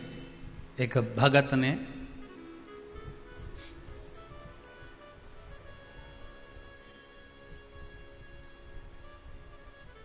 बेंगलोर से रुद्राक्ष भेजा है, कल अगर प्रयास रहेगा, बहुत बड़ा बनाकर भेजा। शायद इतना बड़ा रुद्राक्ष का दर्शन आप करें कि ना करें पता नहीं, पर प्रयास करेंगे आस्था चैनल के माध्यम से उस रुद्राक्ष का हम आपको दर्शन कराएंगे। एक बड़ा सा रुद्राक्ष उसने पेंडल बनाकर भेजा है भक्त ने कि गुरुदेव धारण करें।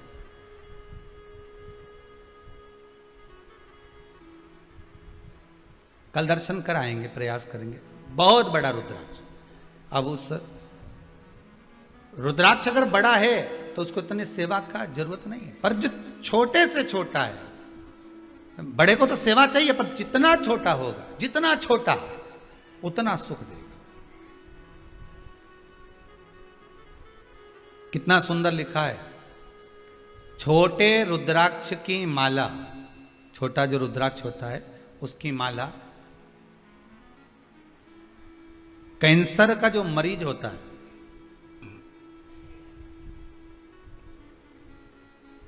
अगर वो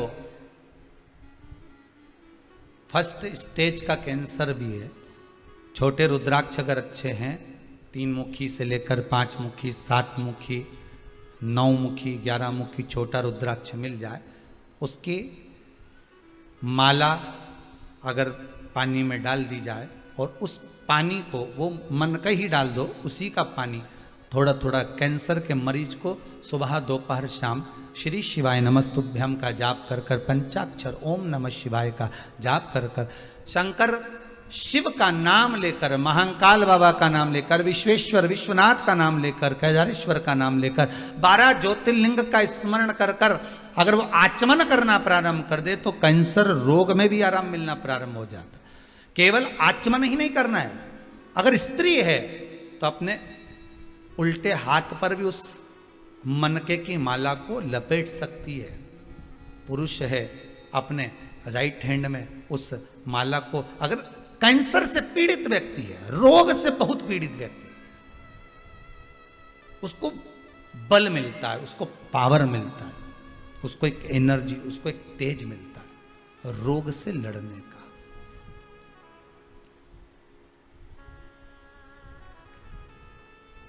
रोग से लड़ने। अब कईयों के मन में आता, गुरुजी क्या स्त्री नारी रुद्राक्ष पहन सकती है? क्यों नहीं पहनेगी? मेरी आद्य शक्ति जगदम्बा, मां गौरा, मां सती, मां उमा, मां कुष्मांडा, चंद्र घंटा स्कंदा, जितनी माताओं का दर्शन करोगे उनके गले में एक रुद्राक्ष की माला जरूर मिलेगी। अगर गले में नहीं मिली, हस्त कमल पर मिलेगी। हस्त कमल पर नहीं मिली तो कहीं ना कहीं उनके पास में उस रुद्राक्ष की महत्वता है।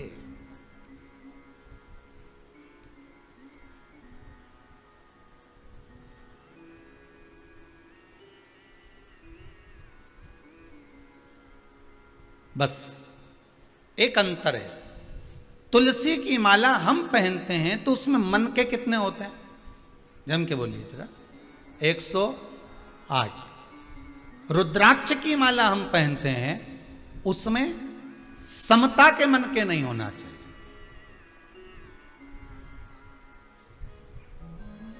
उसमें समता के मन के नहीं होना चाहिए, उसमें प्रयास रहे विषमता के मन के।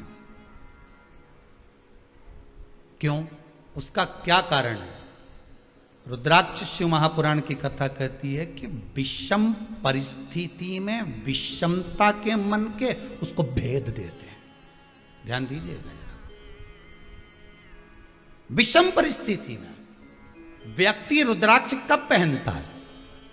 व्यक्ति रुद्राक्ष की माला कब धारण करता है? व्यक्ति रुद्राक्ष कब पहनेगा? अरे बोलो तो जब उसको कोई तकलीफ आती है, अब महाराज जी बताओ मेरे को तकलीफ है, क्या करूं? 7 मुखी रुद्राक्ष पहन ले, मेरा व्यापार नहीं चल रहा, 7 मुखी पहन ले, मेरे को ये शरीर में कष्ट हो रहा है, घुटने दुख रहे हैं, कमर दुख रही, 5 मुखी पहन ले, मेरे यहाँ संतान नहीं, 9 मुखी पहन ले, मेरे यहाँ ऐसा हो गया 11 मुखी पहन ले, ब्लड प्रेशर गड़बड़ हो गया 12 मुखी पहन ले। तो ये रुद्राक्ष कब व्यक्ति पहनता है? जब उसको कुछ कष्ट होता है, मतलब विषम परिस्थिति है उसकी विषम परिस्थिति है, तब वो रुद्राक्ष धारण कर रहा है। तो विषम परिस्थिति में विषमता के ही रुद्राक्ष उसका भेद कर देते, उसको भेद देते।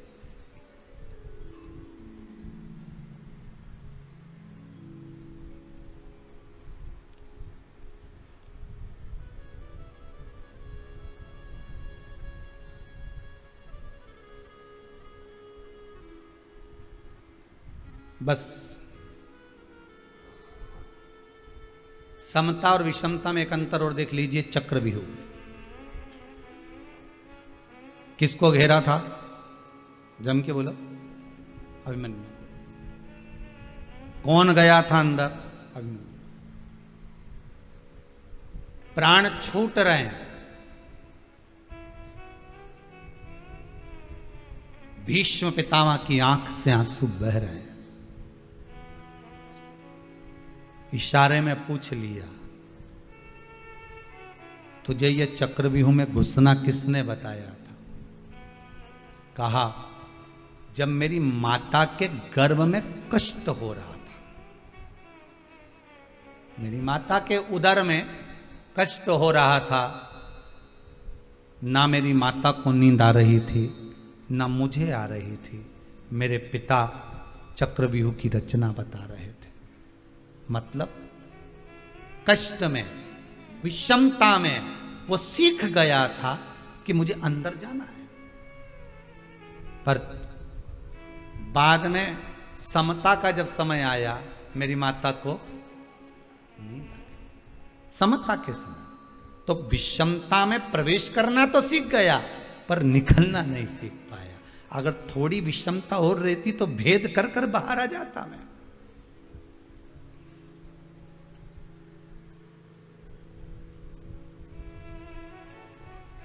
भेद कर कर मैं बाहर आता।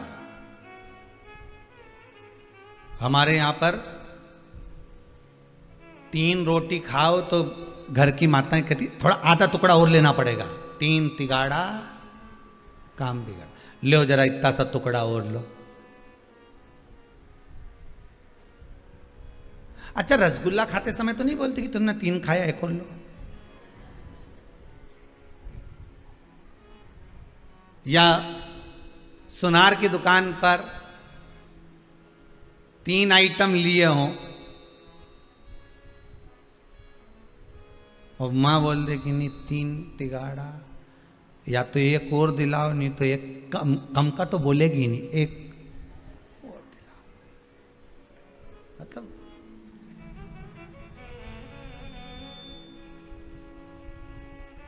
शंकर जी के जितने काम है, वो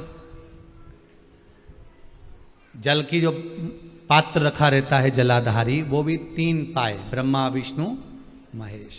ठीक है, ऊपर जो जलाधारी बंदी है उसमें चेन भी 3, त्रिशूल 3, बेलपत्र 3, नयन 3,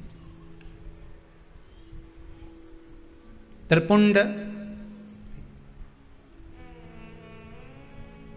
त्रिलोकी का नाथ।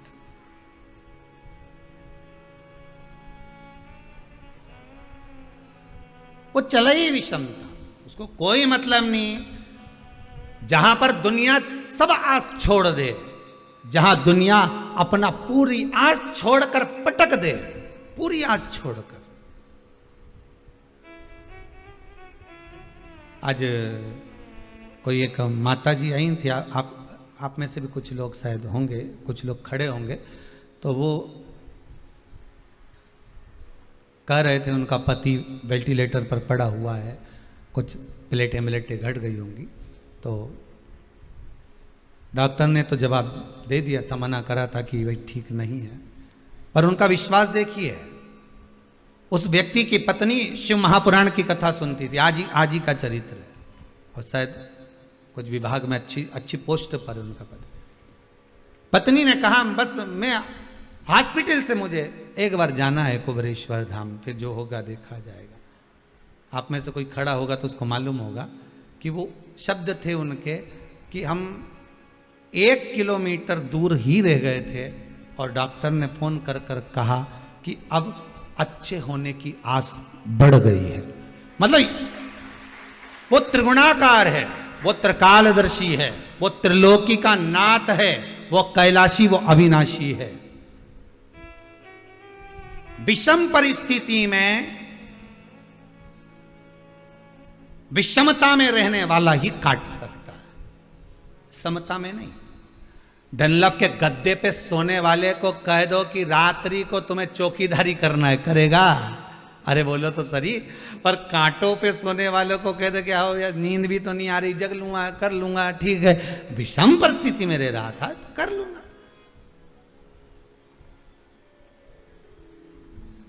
जिसने जिंदगी में कभी नीम का रस नहीं पिया, करेले का जूस नहीं पिया, जरा सा भी कड़वा खाए ही नहीं, और उस व्यक्ति को कह दो कि अब तुम्हारा स्वास्थ्य गड़बड़ चल रहा है, तुम्हें तो करेले का जूस पीना ही पड़ेगा, कि मरी जाऊं पर नी पीऊं, तो मरी जाऊं पर नी पीऊं। जब करेले का जूस दे और पिला भी दिया जबरदस्ती तो दे नी पीऊं, मरी जाऊं पर नी पीऊं। शिव पुराण की कथा कहती है। इसलिए ये जो समय चक्र है ना, ये मनुष्य का जो समय चक्र चलता है ना, ये दोनों चीज दिखाता है, सुख भी दिखाता है, दुख भी दिखाता है। सम परिस्थिति भी दिखाएगा तो विषम परिस्थिति भी दिखाएगा। वो विषमता भी दिखाएगा कि विषमता में हमें जीना कैसे है। पहले खूब रसगुल्ला खा लिया, पेड़ा खा लिया, बहन क्या गए थे राखी बनवाने के लिए तो 2-2 4-4 सोन पपड़ी भी खा गए। अब तो क्या शुगर हो गई। अब कुछ नमकीन हो तो दे दो।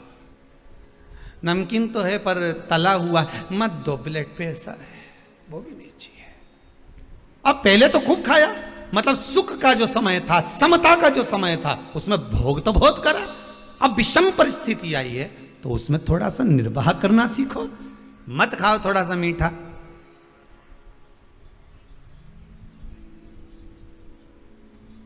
पर गुरुजी शरीर तो मान जाए, पर जाका क्या करूं। ये 2 तोला की है नी, टर टर करे, बस यही गड़बड़ करे। इतनी सी तो धरिए पर क्या स्वाद चाहिए क्या, बस यहीं तक का स्वाद है। इसके बाद तो लड्डू, पेड़ा, गुलाब जामुन, इमरती, भजिया, पकोड़ा सब नीचे जाके भेला हो गया, मिक्स वेज। अंदर जाके तो सब है। स्वाद कितनी देर का, बस ये जो 2 तोला की दी है नी, बस इसी 2 तोला का स्वाद है, बाकी का किसी चीज का स्वाद नहीं है। बस यहीं तक का। इतनी देर में तो क्या जोरदार दही बड़ा बना, पर कल्ला ज्यादा हो गया जी बात। मतलब स्वाद भी लेते जा रही है तो ये 2 तोला की हिलती भी जा रही है, कल्ला ज्यादा हो गया। गुलाब जामुन तो अच्छी बनी पर अंदर अंदर गुठली रह गई, ऊपर से काली काली गायब हो गई, सफेद सफेद रह गई। स्वाद ये 2 तोला की बहुत गड़बड़ है। बोल मेरी जीवा हरि हरि, 10-10 भोजन पान करे और राम नाम में मरी मरी। बोल मेरी जीवा, अभी भी नहीं बोली हरि हरि कि मरी मरी। बोल मेरी जीवा हरि हरि। ये 2 तोला की गड़बड़ कर जाती है। बस ये जब हिलती है नहीं तो क्या कर जाए कोई भरोसा नहीं। सारे डिपार्टमेंट भगवान ने दो दिया, हाथ दो ने, पांव दो ने, नेत्र दो, नासिका के छिद्र दो ने, श्रवण शक्ति दो ने, इसके एक बनाया। भगवान के भी मालूम था ये गजब कर जाएगी ना, पूरे मोहल्ला में आग लगा जाएगी। एक ही बनाओ बस, ज्यादा नहीं बनाना है। ये बहुत गड़बड़ करती है। भगवान ने बनाया तो बनाया, 3 जगह से बांध दिया। जीवान को कांच में उठाकर देखना, नीचे से कसी हुई है, ज्यादा मत बोलना। तो भी बोली तो क्या 32 सैनिक लगा दो, 32 दांत लगा दिए। कि फिर भी बोले तो क्या फाटक लगा दो, होठ लगा दिए, तो भी चुप नहीं रहे। और बोलने का मौका आ जाए तो कह दे खाया बिना रह जाऊं, पर बोला बिना, फिर भी बोले।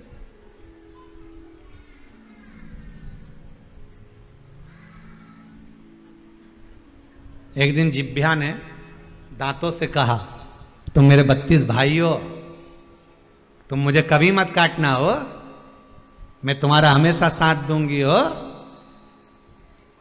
32 भाइयों ने हाथ जोड़ के किया, बेन जिभ्या हम तो नहीं काटेंगे, पर तू हमारा ध्यान रखना रही हो, तो किसी से आड़ी टेढ़ी मत किया जाए, नहीं तो एक में 32 की 32 भाई निपट जाएगा। हम तेरा ध्यान दे रहे, तू हमारा ध्यान देना। तू एक शब्द बोलेगी ना, उन्हें एक दिया धरके ने 32 निपट के लगा। कहीं नहीं बची आप मुंडा में, सोफा सेट ही पूरा गाया।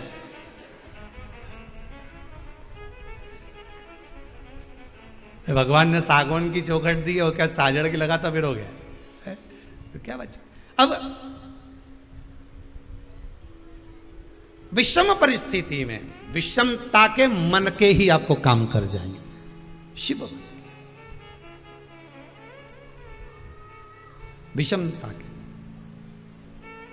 इसलिए तेरी शरण भोले, तेरी शरण, तेरी शरण बोले तेरी शरण, तेरी शरण बोले तेरी शरण, तेरी शरण बोले तेरी शरण, तेरी शरण में आया हूँ, तेरी शरण में आया हूँ, ओ तेरी शरण में आया हूँ, तेरी शरण में सब गाइए आया हूँ, तेरी शरण बोल तेरी शरण, तेरी शरण बोल तेरी शरण, ओ तेरी शरण बोल तेरी शरण, तेरी शरण बोल तेरी शरण, तेरी शरण में आया हूँ, तेरी शरण में आया हूँ, ओ तेरी शरण में आया हूँ, तेरी शरण में आया हूँ, बोले तेरी शरण बोले तेरी शरण, तेरी शरण बोले तेरी शरण, ओ तेरी शरण बोले तेरी शरण, तेरी शरण बोले तेरी शरण, आओ से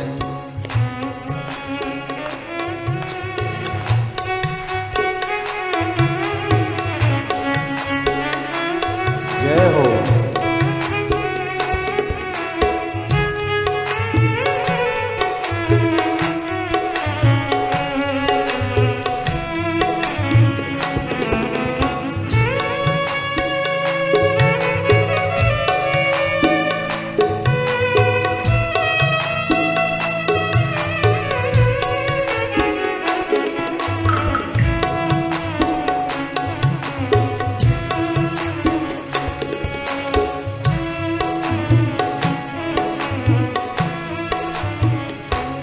सारी दुनिया का मैं ठुकराया हूँ,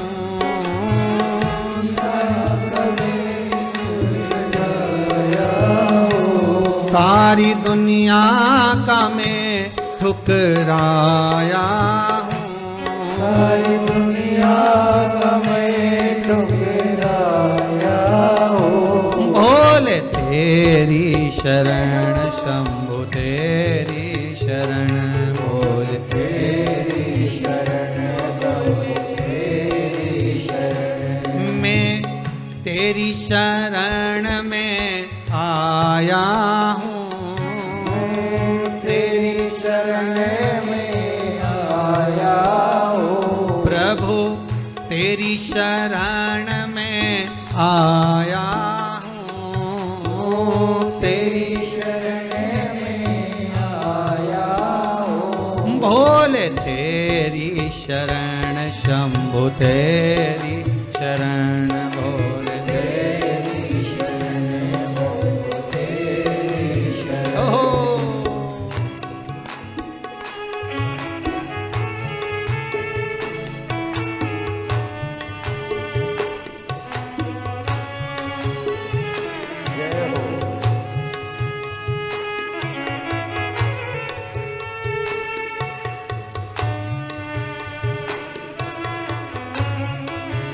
शंकर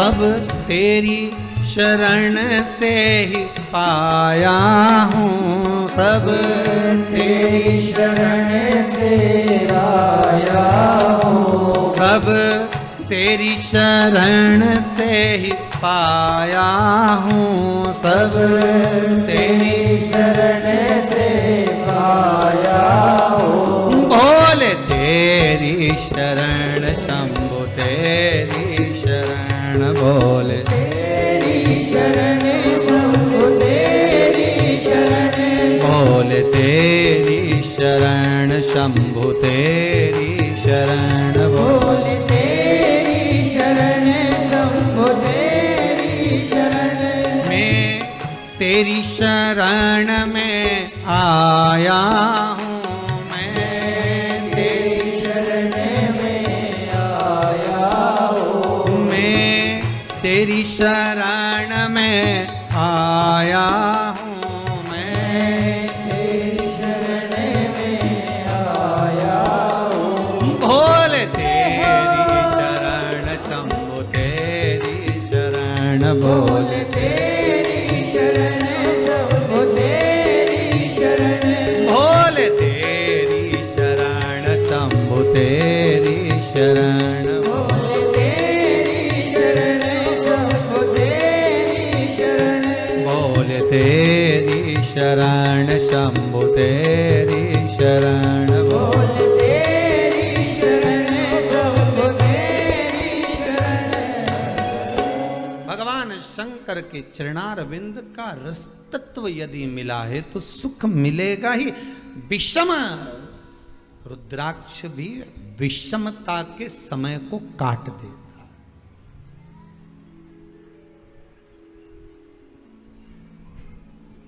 कभी कभी अगर रोग घेर भी लेना तो एक बार प्रयास जरूर करना रुद्राक्ष का पानी पी कर देखना। कभी अगर रोग घेरे भी ना तो रुद्राक्ष का पानी बहुत फलदायक है। आंसू गिराया है जिसने वही आंसू आपके पहुंच सकता है। जो रोया है वो आपको रोता हुआ नहीं देख सकता। कि प्रेम जब अनंत हो गया रोम रोम संत हो गया।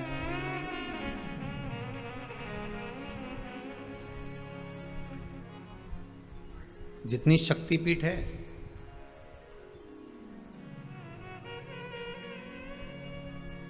इक्यावन अधिक जितनी भी शक्तिपीठ हैं,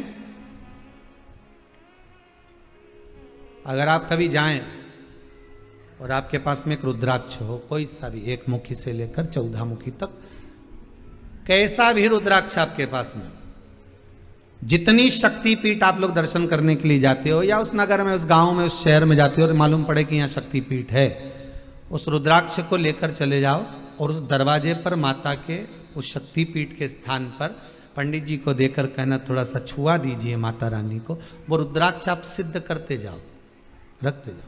वही रुद्राक्ष एक ही होना चाहिए जो सब शक्तिपीठ पर जहां जहां जाओ उसको लेकर जाओ, उसको छुआ लीजिए। और वो रुद्राक्ष आपके अगर हृदय चित्त पे डला हुआ है, आपके कंठ पर अगर है, तो जिंदगी में कोई ऐसी विषम से विषम परिस्थिति भी आकर खड़ी हो जाए, कितना बड़ा भी कष्ट से कष्ट जीवन भी चल रहा हो, तो भी सुख अपने आप घेर कर सामने खड़ा हो जाएगा अपने आप। जैसे एक बहुत बहुत सारा मालूम पड़े कोई गुब्बारे के अंदर एक टॉफी को रख दिया और बाहर की हवा लग नहीं रही हो, किसी ने पैक कर दिया। जैसे बच्चा जन्म लेता है तो उसको कांच की पेटी में रख देते हैं, उसको कुछ हो गया, बीमारी हो गई, कांच की पेटी में एक बल्ब जला देते हैं, अंदर जो भी प्रकाश होता है उससे उसको तपन होती है, उसका शरीर सही होता है। बस वही रुद्राक्ष आपको घेर लेता है। जैसे रुद्राक्ष गोल होता है वो आपको चारों तरफ से घेरा हुआ है, कष्ट आने ही नहीं दे सकता। शक्तिपीठ पर क्या है, क्या है शक्तिपीठ पर? भगवान शंकर जी की, भगवान शिव, मेरे ओघड़ी मेरे भोलेनाथ की अर्धांगिनी माता सती के शरीर के टुकड़े जो भगवान नारायण ने सुदर्शन चक्र से करे हैं, वो एक एक टुकड़ा शरीर का एक एक अंग जहां जहां गिरा है वही शक्ति पीठ है। शिव कहते हैं सती का संग मेरे रुद्राक्ष के साथ होता है तो मैं उसको कहीं गिरने नहीं देता।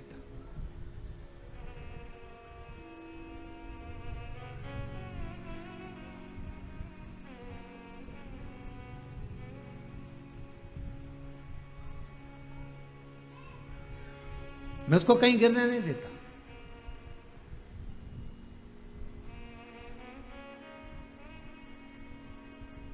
शंकर और पार्वती के मंदिर तो आपने, मेरे भोलेनाथ शिव और पार्वती के मंदिर तो आपने देखे होंगे, आपके नगर में भी होंगे। जितने लोग आस्था टीवी पर कथा सुन रहे हो, जितने फेसबुक यूट्यूब पर कथा श्रवण कर रहे हो, बोलो पार्वती शिव का मंदिर देखा कि नहीं देखा? देखा है ना सबने।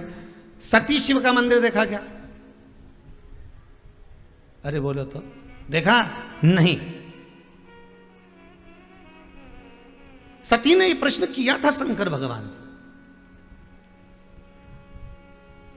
ये माता सती का प्रश्न है। सती मैया ने शिव से प्रश्न करा था। कुंभज बाबा के आश्रम में जब कथा श्रवण करने गए, उससे पहले जब शंकर भगवान सती को समझा कर ले जा रहे हैं, तब सती ने प्रश्न किया था, क्या आप मेरे साथ संपूर्ण जीवन काल में रहेंगे? शिव कहते हैं मैं अमर हूं, तू अमर नहीं है। मैं अमर और तुम अमर नहीं हो, तुम्हें तो मरना पड़ेगा। ओ, प्राण छूटेंगे मेरे? हाँ। फिर कोई ऐसी बूटी नहीं है जिससे मैं अमर हो जाऊं? शंकर भगवान बोले बूटी तो नहीं है, कथा जरूर है। तो क्या कथा से भी कोई अमरता होती है? शंकर भगवान बोले मनुष्य जब पैदा होता है तो उसको ये 2 कटोरे दे दिए जाते हैं अमृत पीने के लिए कि इन्हीं अमृत को पीना है और उस अंदर जाएगा तो तू अमर हो जाएगा। अब पी लो तो अच्छी बात। फिर भी चलते चलते सती ने शब्द कह दिया, मान लो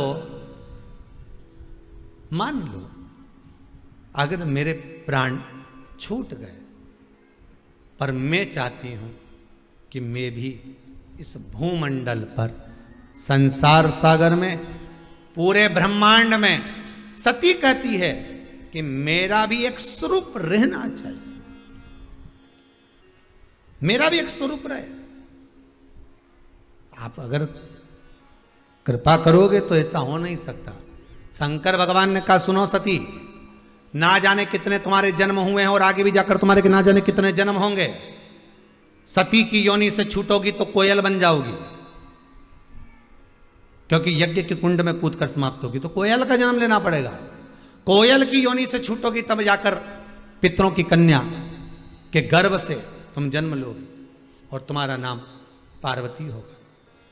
ठीक है, पार्वती आपके साथ रहे, घर घर मंदिर मंदिर देवालय देवालय में पार्वती शिव की पूजन हो, क्योंकि मेरा ही एक स्वरूप है। पर मैं चाहती हूं मेरा नाम, मेरा संबोधन, मेरा शब्द प्रत्येक भूमंडल पर चले। तब शिव ने कहा बोलो तो तुम चाहती क्या हो? सती के शब्द हैं।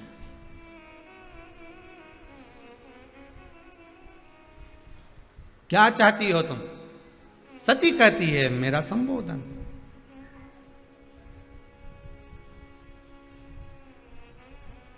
व्यक्ति क्या चाहता है? उसका नाम, संबोधन। शिव जी ने वर दे दिया, सती चलो मेरे साथ कुंभज ऋषि की आश्रम कथा सुनने के लिए। मैं तुम्हें वर देता हूं सती, मृत्यु लोक में भूमंडल पर जितनी नारियां, कन्याएं, स्त्रियां जन्म लेगी, उसमें एक अंश सती तुम्हारे सातित्व का रहेगा। नारी में एक अंश तुम्हारे सातित्व का रहेगा। जो पति की निंदा नहीं सुन पाई और अपने प्राणों को त्याग दिया, तो नारी में एक अंश सती का रहता है। इसलिए स्त्री को कई बार कहते हैं कितनी सातित्ववान है, कितनी सती प्रिया है।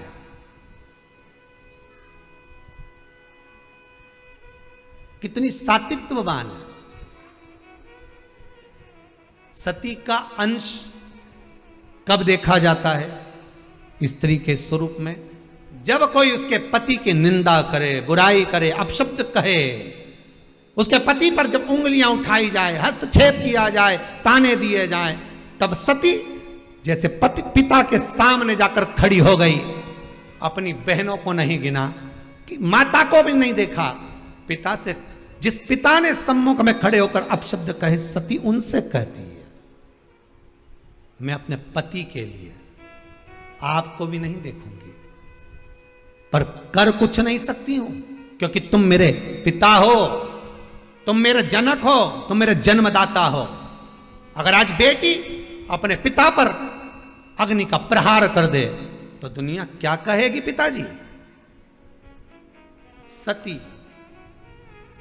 खड़ी रही, चाहती तो माता सती सब कुछ नष्ट कर देती, पर सुन ना सकी पति की निंदा, इसलिए खुद ही भस्म हो गई। सती का सातित्व है।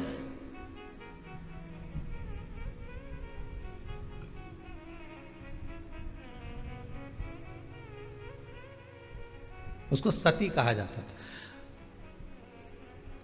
अब तो ये प्रथा बंद हो गई, पर पहले एक प्रथा चलती थी, आप लोगों को मालूम होगा। पति के प्राण छूटे, पत्नी लाल चुंदड़ी ओढ़कर गोदी में शीश रख बैठ जाती थी, दादी रानी सती। दादी रानी सती, ऐसी ना जाने कितनी सतियों का व्याख्यान। तो कहा इनमें सातित्वता कहां से आती थी? वो सती कि सातित्वता कहां से प्रकट हो जाती थी? शंकर खुद वर दिए हैं स्त्री को, नारी को। स्त्री को वर है शंकर भगवान का। अर्ध नारेश्वर शंकर है, अर्ध नारेश्वर, आधा उनका भाग स्त्री का है। शिव ने स्वयं वर दिया स्त्री को। स्त्री को वर देते समय शंकर ने कहा था कि सातित्वता का भाव नारी में रहेगा। नारी अगर चाहे तो किसी की सामर्थ्यता नहीं कि निगाह उठाकर देख ले, कब वो सती अपने असली स्वरूप में प्रकट हो जाए। कब?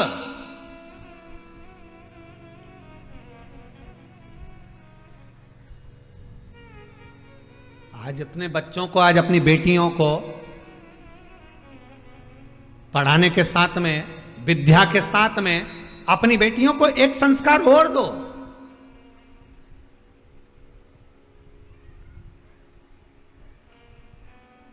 कि वस्त्र श्रेष्ठ पहने, और अगर वस्त्र श्रेष्ठ पहने हैं और फिर किसी ने अगर ठिठोली करी है, फिर किसी ने अगर उंगली उठाई है, किसी ने अपशब्द कहा है, तो उसका जवाब कोई दूसरा नहीं देगा। उसका जवाब आपको सती बनकर देना पड़ेगा। सती का मतलब यह नहीं कि भस्म होकर, भीतर से रोकर, अपने आप को तोड़कर, नहीं। सती ने संवाद कराए, दक्ष प्रजापति के सम्मुख में खड़ी हुई है सती।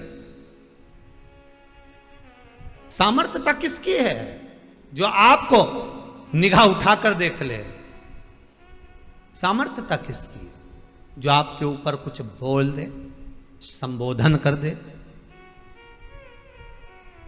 कोई वाक्य कह दे। सामर्थ्यता किसकी है?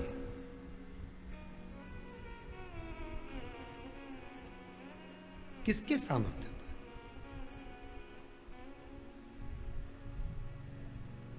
आप में वो बल होना चाहिए, सात्विकता का। शिव कह रहे हैं तो सती मेरा वर है तेरे लिए, मेरा वर है सती तेरे को, और मैं तुझे वर देता हूं। तू चाहती है ना तेरे एक अंश रहे, रहेगा नारियों में। रुद्राक्ष शिव महापुराण की कथा चल रही है भाई, एक एक संबोधन को बड़े ध्यान से सुनना। ऐसी रुद्राक्ष शिव महापुराण की कथा सुनने को मिली ना मिली वो पता नहीं, परंतु जीवन को संवार देगी ये रुद्राक्ष शिव महापुराण कथा। जैसे व्रत शिव महापुराण की कथा गई, उससे पहले अन्य कथाओं को अपन ने श्रवण करा, वैसे ही ये रुद्राक्ष शिव महापुराण की कथा, ऐसे ऐसे तत्व इसमें छुपे हुए हैं, उसको निकालना है रुद्राक्ष के माध्यम से।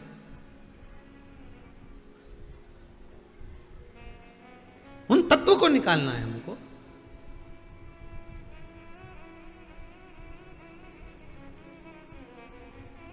उन तत्वों को ग्रहण करना। कहां सती सती, शिव कह रहे हैं तेरे में वो बल है सती। मृत्यु लोक में जो स्त्री, मृत्यु लोक में जो कन्या, मृत्यु लोक में जो नारी, मृत्यु लोक में जो स्त्री जाएगी, उसको तेरा एक अंश दिया जाएगा, तेरा एक अंश दिया।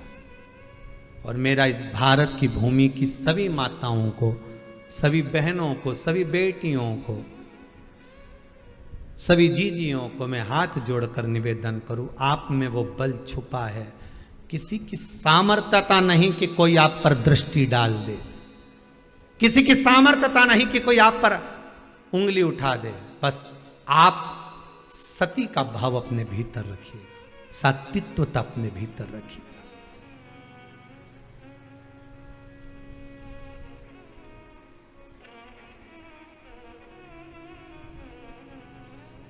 वक्त पड़ा इस भारत की भूमि पर तो झांसी की रानी मां अपने पुत्र को शरीर से लपेटकर तलवार लेकर घोड़े पर सवार होकर निकल गई थी। ये सात्वित्वता नजर आती है। माता अहिल्या पूरे इंदौरी में, पूरे मालवा क्षेत्र स्वयं खड़ी थी। वक्त पड़ा, दुर्गावती ने भी साथ दिया। वक्त ये सती का सात्वित्वता का भाव दर्शाया, सात्वित्वता का भाव सम्मुख में आया।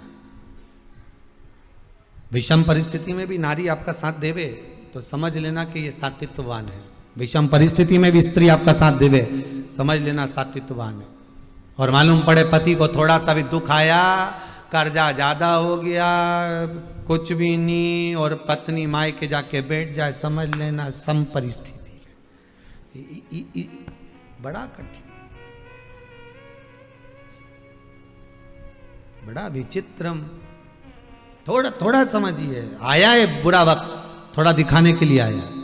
बुरा वक्त आता है और एक का नहीं सबका आता है। समय आएगा पर वो कुछ सिखाने के लिए आएगा, कुछ सीख देने के लिए आएगा। सीखना हमको है, समझना हमको है। पिछली कथा का याद कर लो, अपनों में छुपे गिरों को पहचानना और गिरों में छुपे अपनों को पहचानने के लिए बुरा वक्त आता है। हमें अपनों को, अपनों में छुपे और गेरों में छुपे अपनों को पहचानना है कि बुरे वक्त में ही दिखाई देंगे ये अपने हैं कि नहीं है, ये पराए हैं कि नहीं। रुद्राक्ष शिव महापुराण की कथा कर रही है। छोटे से छोटा रुद्राक्ष फल देता है और वो फल आनंदित देता है। यशोदा मैया जिस अश्रु के बल पर बेटी के घर में पुत्र लेकर आ जाती हैं, फिर कहूंगा रोने वाला पूर्व में रोया हुआ व्यक्ति ही ये रोए हुए व्यक्ति को चुप करा सकता है, क्योंकि मन की दशा को जानता है।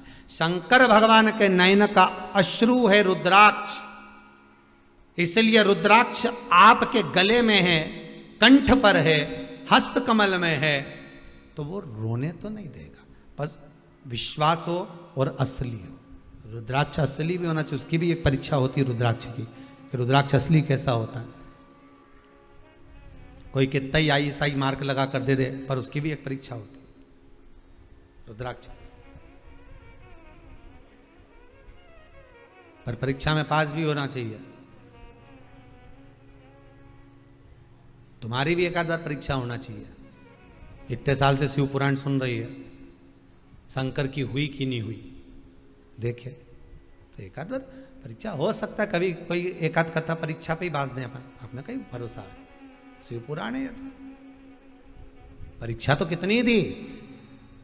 परीक्षा ली माता सती ने, परीक्षा दी माता पार्वती ने, माता उमा ने परीक्षा दी है। एक आध कथा कहीं परीक्षा पर भी हो सकती है, आने वाले समय में कोई भरोसा नहीं हो। राम जी की परीक्षा ली गई थी, लक्ष्मण जी की परीक्षा ली गई थी, 14 वर्ष राम भैया के साथ वन जाकर। उर्मिला जी की परीक्षा ली गई थी, माता जानकी की परीक्षा ली गई थी। राम जी की परीक्षा बार बार ली, एक धोबी की वार्ता सुनकर। भगवान कृष्ण की परीक्षा ली, इतना परीक्षा लिया। अब रुद्राक्ष शिव पुराण कह रही है कि अश्रु वही पोछेगा जो अश्रु में भींगा हुआ हो। और शंकर रुद्र है, रुदन भी शिव है, और वही रुद्राक्ष गले में जब धारण होता है, वही रुद्राक्ष जब शरीर पर आता है तो वो भी विषम परिस्थिति से अश्रु को पोंछ देता है। वही रुद्राक्ष, उसका स्मरण, उसका केवल एक, हम तो यहां तक कहेंगे 14 मुखी रुद्राक्ष, एक मुखी से लेकर 14 मुखी रुद्राक्ष के मंत्र भी दिए हैं। अगर गले में आप रुद्राक्ष नहीं भी पहन सकते तो उन मंत्र का भी जाप कर सकते हो। कई लोग कहते हैं एक मुखी रुद्राक्ष होगा तब फल मिलेगा। नहीं नहीं, एक मुखी रुद्राक्ष का मंत्र ही जप लो, फल मिल जाना चालू हो जाएगा। जितना एक मुखी रुद्राक्ष फल देगा उतना एक मुखी रुद्राक्ष का मंत्र फल देगा, पर जपना उसको, स्मरण करना उसका स्मरण करना चाहिए। आगे कथा में उसको कल लेंगे, पहुंचेंगे जहां तक। रुद्राक्ष शिव महापुराण की कथा बड़े भाव से, आनंद से, सुंदर आनंद के साथ चल रही है। बहुत बहुत साधुवाद श्री घनश्याम दास जी और श्रीमती उषा गांधी जी को, जो खामगांव महाराष्ट्र से ऑनलाइन इस शिव महापुराण की कथा को करवाकर संपूर्ण विश्व का कल्याण कर रहे हैं। रुद्राक्ष को जानने का मौका मिल रहा है, रुद्राक्ष कैसे पहनना है उसका मौका मिल रहा है, रुद्राक्ष का जल कैसे ग्रहण करना है उसका मौका मिल रहा है। उसको सुनो और अपने जीवन को उतारो। जो लोग कथा नहीं सुन पा रहे हैं उनको लिंक भेजिए और कथा सुनने की प्रेरणा दीजिए कि यह कथा नहीं मिलने वाली बार बार। अपने जीवन को सार्थक बनाइए, अपने जीवन को धन्य बनाइए।